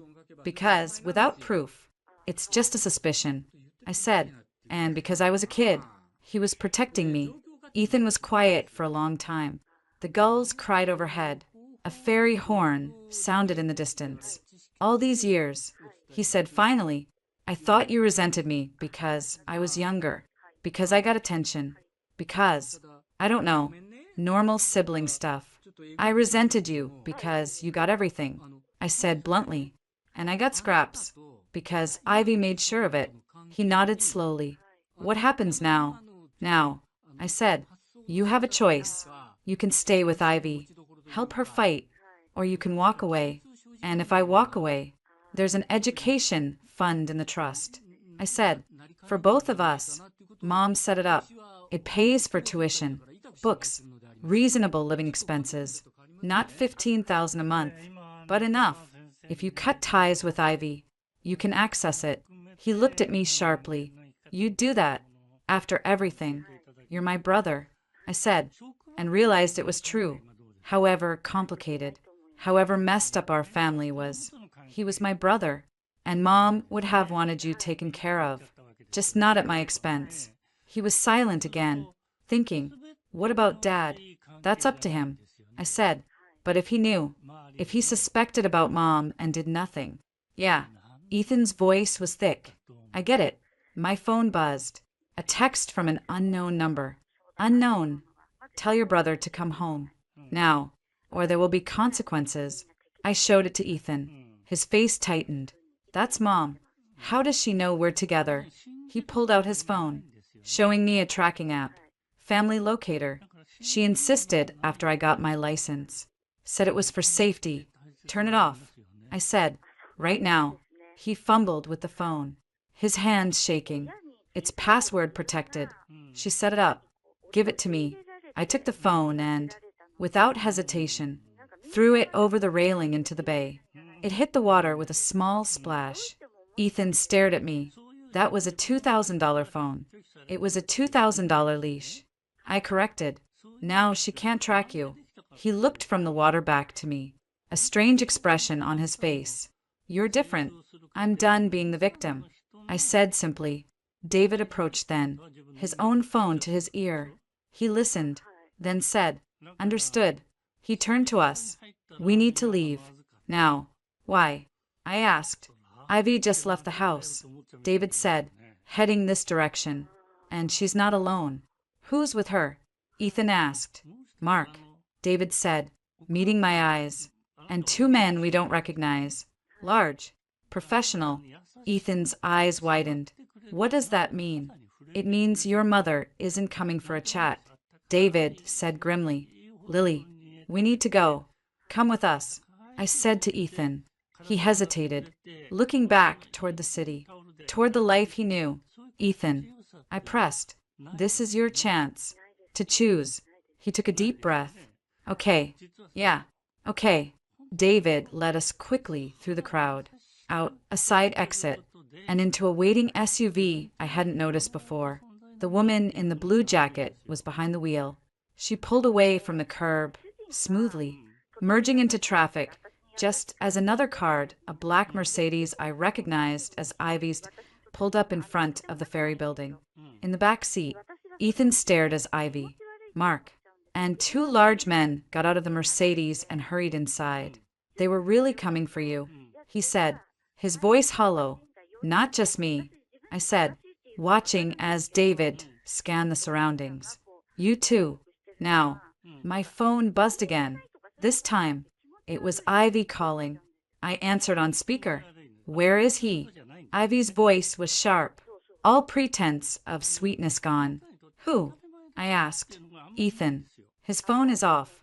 The tracker shows his last location at the ferry building. Where is he? Maybe he doesn't want to be found. I said, I swear to God. Lily. She hissed. If you've turned him against me. He turned himself. I said, once he saw the truth. There was a moment of silence.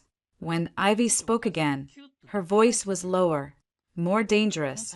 What truth? About the money. I said, about Mark, about Mom. Another silence. Longer this time. You don't know what you're talking about. I know enough. I said, and so does Ethan now. Put him on the phone. She demanded. I looked at Ethan.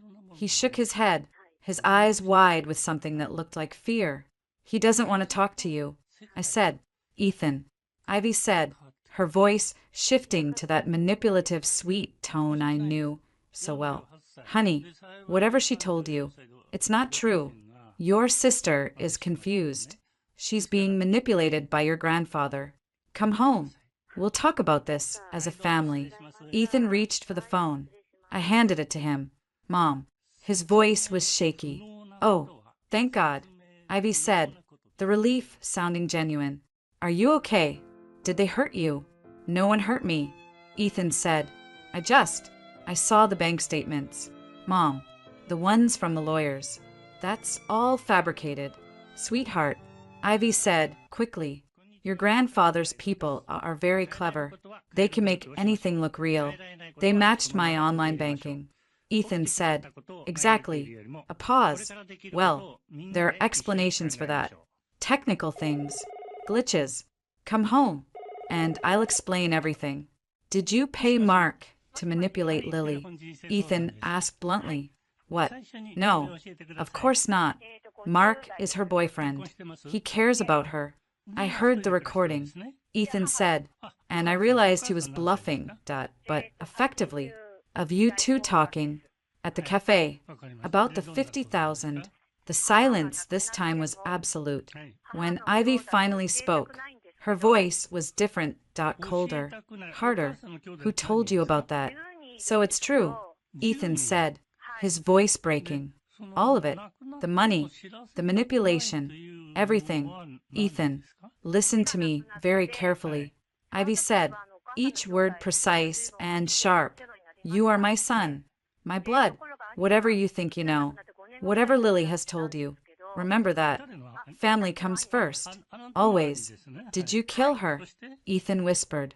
Lily's mom. Our mom. The line went so quiet, I thought the call had dropped. Then, Very softly. Who told you that? Did you? Ethan pressed, tears in his voice now. Come home, Ivy said, and now there was an edge of panic beneath the steel. Right now. We'll talk about this. We'll fix it. There's no fixing this, Ethan said, and handed the phone back to me. Ivy, I said. You. She hissed. You did this. You turned my own son against me. He turned himself. I said, when he saw who you really are. This isn't over, she said, and I could hear the rage vibrating in her voice. You think you've won. You think your grandfather's money and lawyers protect you. You have no idea what I'm capable of. I think I'm starting to, I said, and so is the district attorney's office. I hung up. The car was silent. Ethan had his face in his hands, his shoulders shaking. I reached over and put a hand on his back. Awkwardly, he didn't shrug it off. David turned from the front passenger seat. We need to change locations. They'll be looking for you now. Both of you. Where are we going? I asked.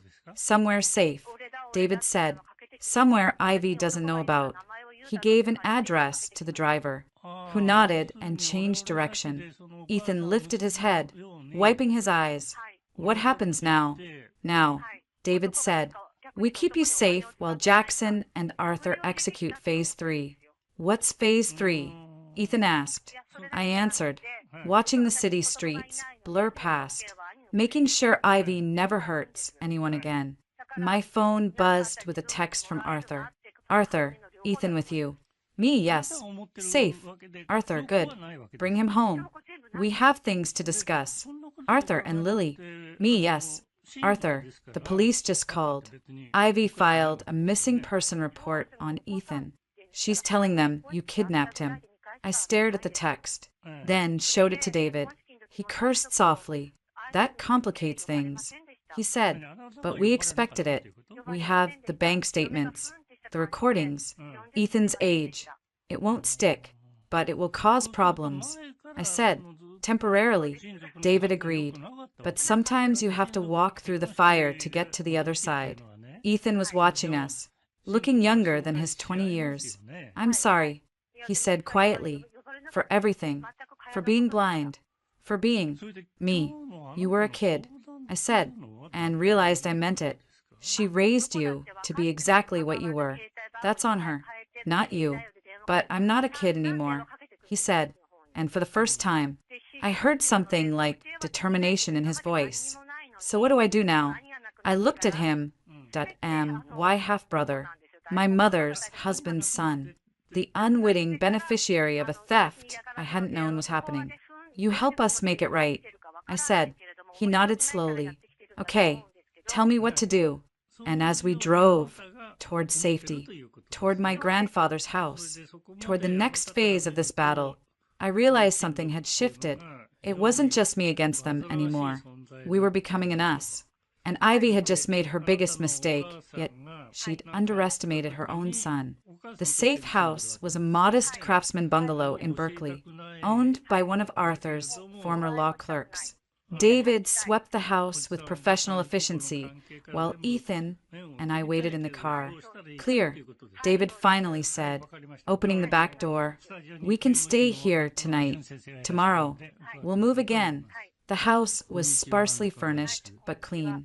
Ethan collapsed onto the living room sofa, looking exhausted.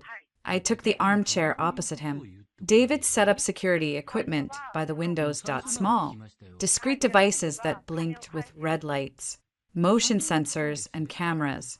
If anyone approaches within 50 feet, I'll know. Thank you, I said. He nodded. Get some rest. Both of you. I'll take first watch. But rest seemed impossible. My mind raced with everything that had happened at the video. Ethan's defection, Ivy's threat, and now the police were involved. Ethan's phone buzzed, or rather, would have buzzed if I hadn't thrown it in the bay. He jumped at the phantom vibration, then laughed humorlessly. Old habits. We'll get you a new phone tomorrow, I said. Untraceable. He shook his head. I can't believe any of this is real. 24 hours ago, I was worried about my Porsche payment. Now, he gestured vaguely. Now everything. Welcome to reality. I said, not unkindly. It's less shiny. He managed a small smile. Yeah. So what happens with the police? With the missing person report? Arthur's lawyers will handle it. I said, though I wasn't as confident as I sounded. You're 20 years old. You left voluntarily. We have evidence. But she's my legal guardian until I'm 21. Ethan said, at least on paper. I hadn't considered that. Does it matter? Maybe. He ran a hand through his hair. If she pushes it, if she convinces them I'm not competent, or that you're manipulating me. David spoke from the kitchen, where he was making coffee.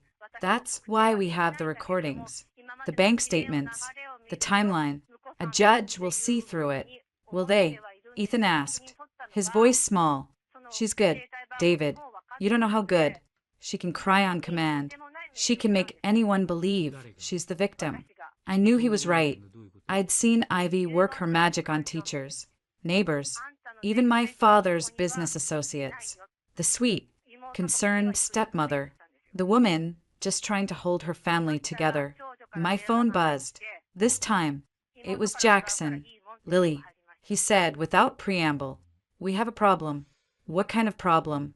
Ivy's lawyers just filed an emergency petition with family court. They're alleging undue influence by Arthur, claiming he's exploiting your grief to gain control of the trust. And they're specifically mentioning Ethan, claiming you've kidnapped him. I didn't kidnap him. I said sharply. He came with me willingly. Can he confirm that? On the record. I looked at Ethan. Yes. Good. Jackson said. But it gets worse. They've also filed a motion to have Arthur removed as trustee, claiming conflict of interest. And they've leaked it to the press. The press? I echoed. Check the Chronicle website. Jackson said grimly. I pulled up the site on my phone. The headline made my stomach drop. Wealthy heiress in custody battle. Grandfather accused of financial kidnapping. The article was brutal. It painted Ivy as the concerned stepmother, my father as the grieving husband caught in the middle, and Arthur as the manipulative grandfather using his wealth and legal connections to control his granddaughter, and now his step-grandson. They framed the narrative. Jackson said when I didn't speak, and they've done it well. What do we do? I asked. We fight back. Jackson said, with facts, but we need Ethan's cooperation. Fully, publicly. I looked at Ethan again. He was watching me, his expression anxious. What do you need him to do? A sworna affidavit, a press conference. Maybe. But first, we need to understand exactly what he knows, what he's seen, what Ivy might have told him when she thought he was on her side. I'll talk to him. I said, do it now. Jackson said, the hearing is Monday morning. We need everything by tomorrow. I hung up and explained the situation to Ethan. He listened, his face growing paler with each sentence. They want me to testify against my own mother. He said when I finished, she's not just your mother. I said gently, she's a woman who may have killed mine, who definitely stole from me, who manipulated you your entire life. He stood up, pacing the small living room. I know all that, but saying it in court, putting it on record. What's the alternative? I asked. Let her win. Let her continue. He stopped pacing. No, of course not. It's just hard. I know, I said, but you're not alone. David brought us both coffee. Start with what you know, the small things, the conversations you overheard, the comments she made. Ethan took the mug, his hands shaking slightly. Okay, yeah, okay. We sat at the kitchen table. David produced a small recorder and set it between us. For the lawyers, just talk. Ethan took a deep breath. The first thing I remember, I was maybe 10. Mom, Ivy was on the phone. She said, the trust is ironclad, but people aren't. I didn't know what it meant then, but she sounded pleased. Who was she talking to? I asked. I don't know, But later that day, she told me never to mention the call to Dad, said it was a surprise. David made a note. Go on. Over the years, there were comments, Ethan said slowly, as if pulling memories from deep water, about how your mother, Elizabeth, had been careless with the trust, how she'd left loopholes that needed closing, how it was lucky Ivy was there to fix things. Did she ever mention specific changes? I asked.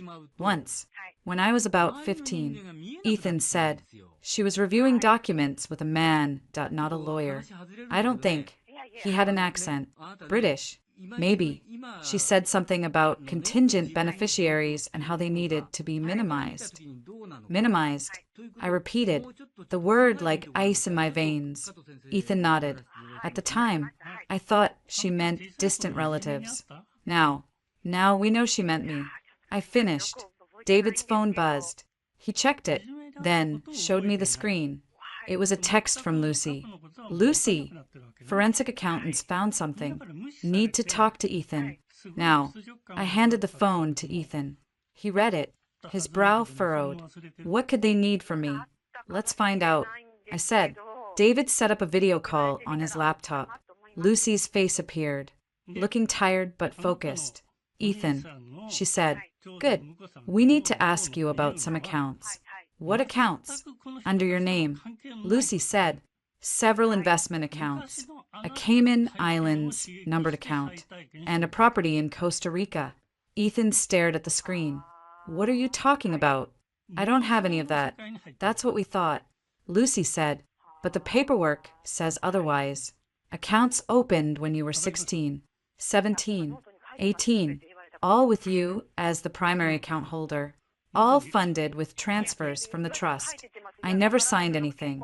Ethan said, his voice rising. I swear, we believe you. Lucy said, which means someone forged your signature. Repeatedly, Ivy. I thought, of course. What's in the accounts? I asked. Approximately $2 million. Lucy said, spread across various holdings. And the Costa Rica property is valued at $800,000. $2 million, Ethan whispered. In my name. Not just in your name. Lucy corrected. Controlled by you. On paper. But we have records showing Ivy accessed the accounts regularly, made trades, withdrew funds. She was using me as a shield, Ethan said, understanding dawning. If anyone looked, it would look like I was the one taking the money. Exactly, Lucy said, and it gets worse. One of the accounts was used to pay Mark. The $50,000. It came from your Cayman account. Ethan put his head in his hands. Oh my God, this is good, I said, surprising myself. I mean, it's terrible, but it's evidence. Proof of her scheme. It's more than that. Lucy said, it's fraud, forgery, potential tax evasion, and it gives us leverage. Leverage for what? Ethan asked. For the hearing Monday. Lucy said, we show the judge that Ivy has been systematically defrauding the trust for years, using her minor son as a cover. That undermines her credibility completely. And the police? I asked. The kidnapping claim. Once we show them this, Lucy said, they'll back off. No DA wants to touch a case with this much white-collar crime mixed in. It's messy, complicated. Ethan looked up. What do I need to do? Sign an affidavit. Lucy said, stating you never opened these accounts, never signed the documents, never authorized any of it. We'll have handwriting experts confirm the forgeries. But your statement is crucial. I'll do it, Ethan said immediately. Whatever you need. Good, Lucy said. Jackson will be there within the hour with the documents. In the meantime, think. Try to remember anything else. Any documents you might have signed without reading. Any times Ivy asked for your signature for school or driver's license or anything. Ethan nodded slowly. There was. Last year, she had me sign something for tax purposes. Said it was routine. I didn't read it. I never read any of it. That's probably the Costa Rica property. Lucy said, we'll check. She signed off. The room was quiet. Ethan looked at me, his expression haunted. She's been planning this for years. My whole life. I know, I said. But now we know too. David's security system beeped softly. He checked his phone. Car approaching. One vehicle. It's Jackson.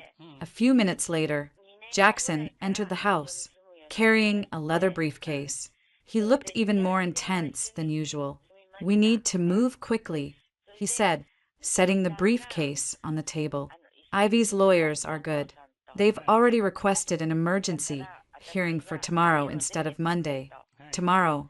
I repeated. Sunday. Family court judge agreed. Jackson said, given the urgency of the kidnapping allegations. But Ethan's here voluntarily. I said, which will prove. Jackson said, but we need to be strategic. He opened the briefcase, pulling out several documents. Ethan, these are the affidavits. Read them carefully. They state, under penalty of perjury, that you left voluntarily, that you were not coerced, that you believe your mother has been defrauding the trust, and that you never authorized the accounts in your name. Ethan took the documents, his hand steady now. Do you have a pen? Jackson handed him one. Don't rush. Read everything. While Ethan read, Jackson turned to me. There's something else. Something we found in the Costa Rica property records.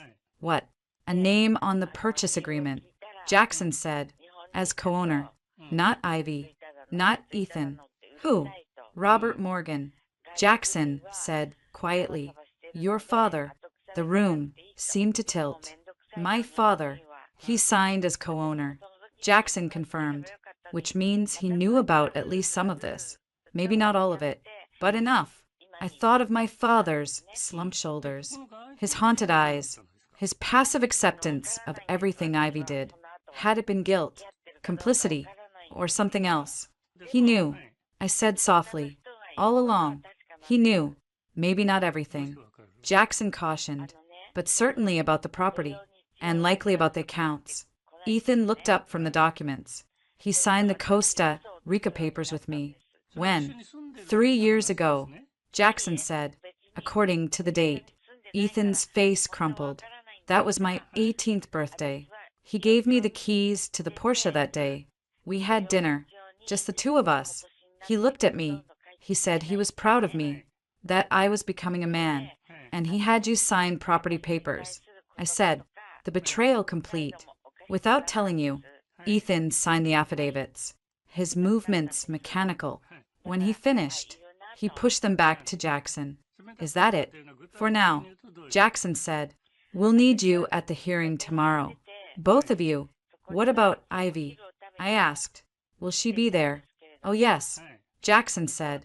And your father, and their lawyers, and possibly the press.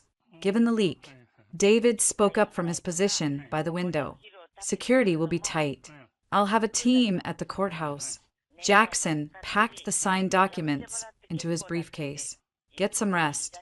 Tomorrow will be intense. After he left, Ethan retreated to one of the bedrooms, closing the door softly behind him. David and I remained in the living room. He's holding up better than I expected, David observed. He's tougher than he looks.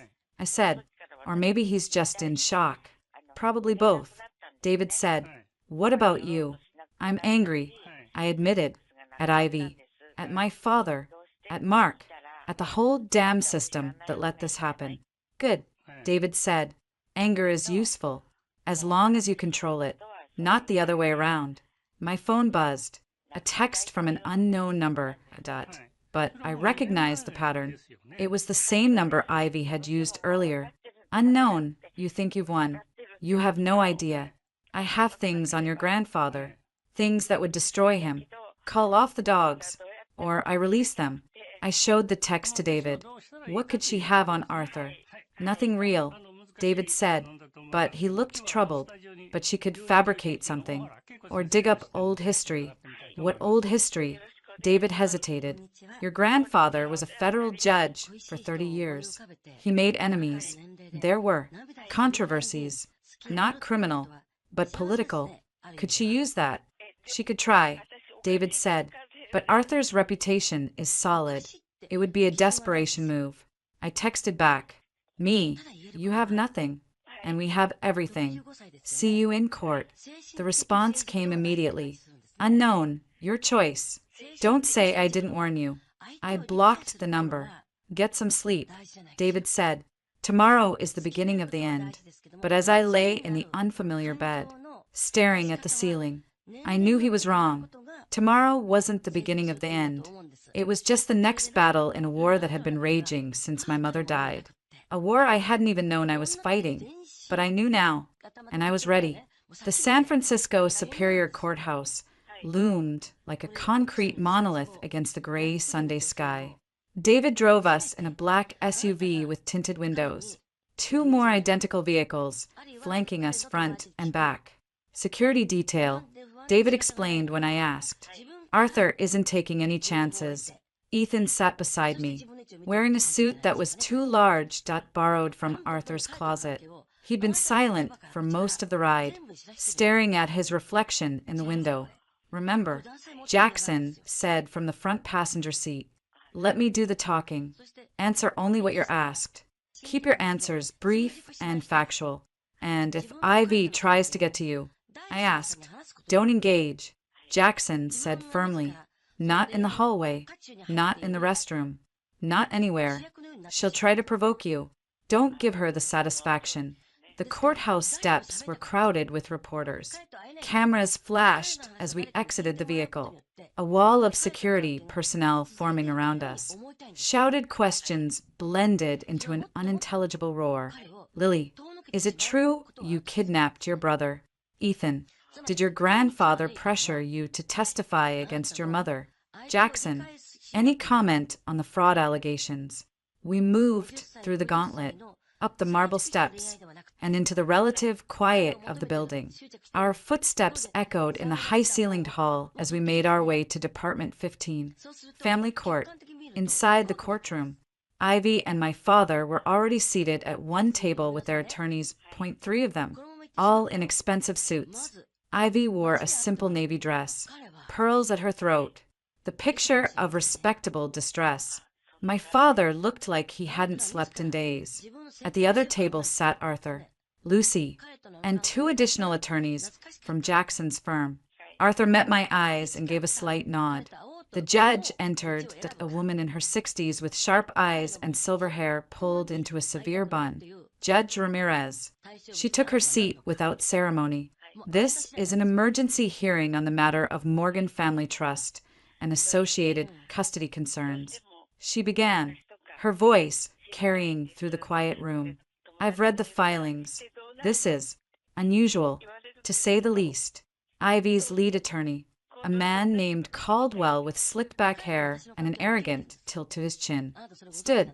"Your Honor, if I may." "You may not." Judge Ramirez cut him off. "I'll hear from the petitioners first." "Mr. Wright." Jackson stood, calm and composed. "Thank you, Your Honor. We're here today because of systematic, long-term fraud perpetrated by Ivy Morgan against the Elizabeth Morgan Living Trust.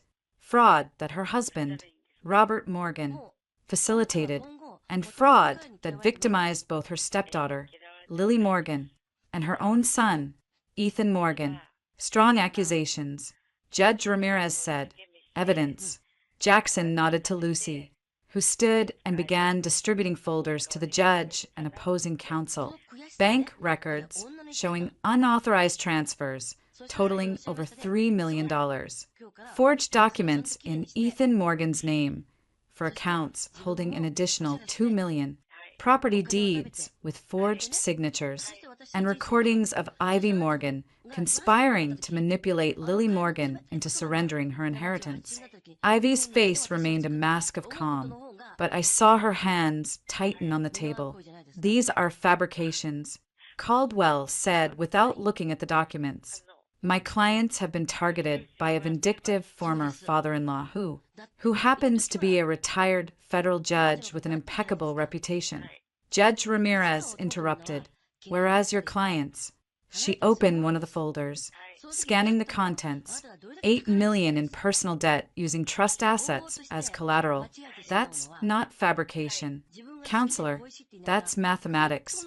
Your Honor, if I may explain, my father began, half rising from his seat. Sit down, Mr. Morgan. Judge Ramirez said without looking at him. You'll get your turn. He sank back into his chair, looking smaller than I had ever seen him. Jackson continued. We also have Ethan Morgan's sworn affidavit stating he left voluntarily, was not coerced, and believes his mother has been defrauding the trust for years. Judge Ramirez looked at Ethan. Mr. Morgan, is this your signature? Ethan stood, his voice clear despite the tremor in his hands. Yes, Your Honor. And you stand by the contents of this affidavit? I do. Ivy made a small, pained sound. Ethan, honey, you don't know what they've made you say. Mrs. Morgan, Judge Ramirez said sharply, you will not address witnesses directly. Is that understood? Ivy's attorney placed a hand on her arm, whispering urgently. Your Honor, Caldwell said, recovering. Ethan Morgan is a vulnerable young man who has been manipulated by his grandfather and sister.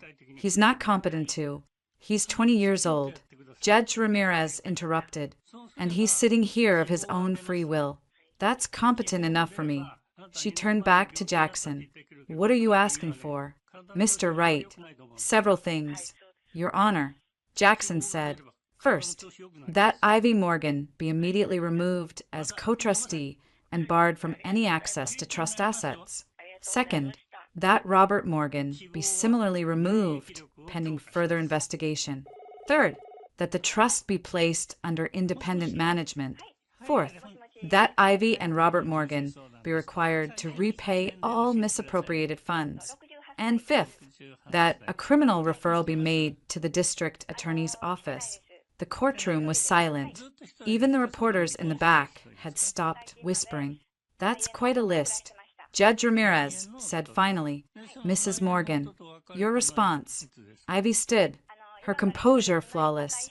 Your Honor, this is a family tragedy, not a criminal conspiracy. My stepdaughter has never accepted me. She's turned her grandfather against us. And now she's turned my own son against me. She turned to face me, tears glistening in her eyes, perfectly timed, perfectly placed. Lily, I know you're hurting. I know you miss your mother. But this destruction of our family isn't what she would have wanted.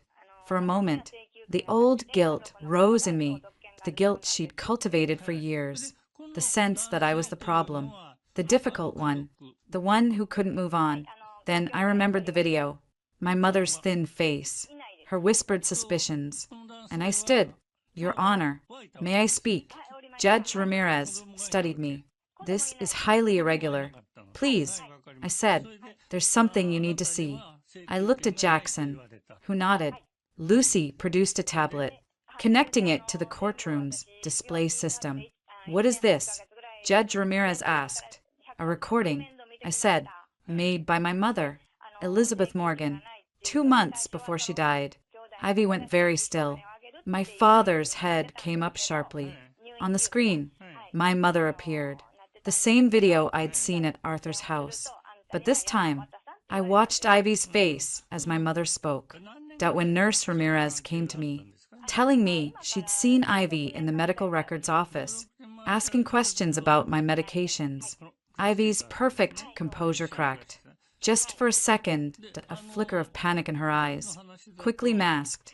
Ivy was a pharmaceutical rep before she met your father. She knew about drugs, about interactions, about dosage adjustments. My father made a choked sound. He was staring at the screen, his face ashen. I never had proof. My mother sat on the screen. Just suspicions. But I changed hospitals, changed doctors. By then, it was too late. The video ended. The courtroom was utterly silent. That's a lie, Ivy whispered. Then louder, that's a lie. She was sick. She was confused. My mother was many things. I said, my voice steady, but she was never confused. And she wasn't a liar. Judge Ramirez looked from me to Ivy to my father. Mr. Morgan, did you know about these suspicions? My father stood slowly, like an old man. He looked at Ivy, then at me, then at the judge. Elizabeth never said. That's not an answer. Judge Ramirez said sharply, did you suspect? Did you wonder why your wife died so quickly when her prognosis was good? Did you ask questions? Tears streamed down my father's face. I was grieving. I wasn't thinking clearly. Ivy. She helped me. She took care of everything, including the funeral arrangements. Jackson asked, including the will reading, including moving Lily out of her childhood home. My father didn't answer. He didn't need to. Judge Ramirez leaned forward, her expression grim. Mrs. Morgan, I'm ordering you to surrender your passport immediately, and I'm referring this matter to the district attorney for criminal investigation, not just for financial fraud, for possible homicide. Ivy's mask shattered completely. You can't be serious. That video proves nothing. It's the ramblings of a dying woman. It's enough for an investigation, Judge Ramirez said, and given the financial evidence, it's more than enough to grant Mr. Wright's requests. She picked up her gavel. Ivy Morgan is removed as co-trustee. Robert Morgan is suspended pending further investigation. The trust is placed under independent management with Arthur Morgan as sole trustee. All assets are frozen, and you will both provide full financial disclosure within 48 hours. She brought the gavel down. Court adjourned. Chaos erupted. Reporters surged forward. Ivy's attorneys surrounded her, shouting objections. My father sank into his chair, his head in his hands. But through it all, Ivy's eyes found mine, and in them, I saw not defeat, but cold, calculating fury. You think you've won, she said, her voice cutting through the noise. But this isn't over. David was suddenly at my side, steering me toward the door. Ethan followed, flanked by another security agent. In the hallway, away from the cameras, Arthur embraced me. Your mother would be proud, he whispered. But as we walked toward the exit, I saw them point two uniformed police officers waiting by the door, and with them, a man in a suit who looked distinctly out of place. Lily Morgan, one of the officers asked. Yes, the man in the suit stepped forward, flashing a badge. Detective Miller, SFPD homicide. We need to ask you some questions about your mother's death. Behind me, I heard Ivy's voice, dripping with false sympathy. Oh, Lily, what have you gotten yourself into? I turned. She stood with her attorneys, a small, triumphant smile on her face. This isn't over, she mouthed, and as Detective Miller led me to a small interview room, away from my family, away from my lawyers, I realized she might be right. The battle in the courtroom was won.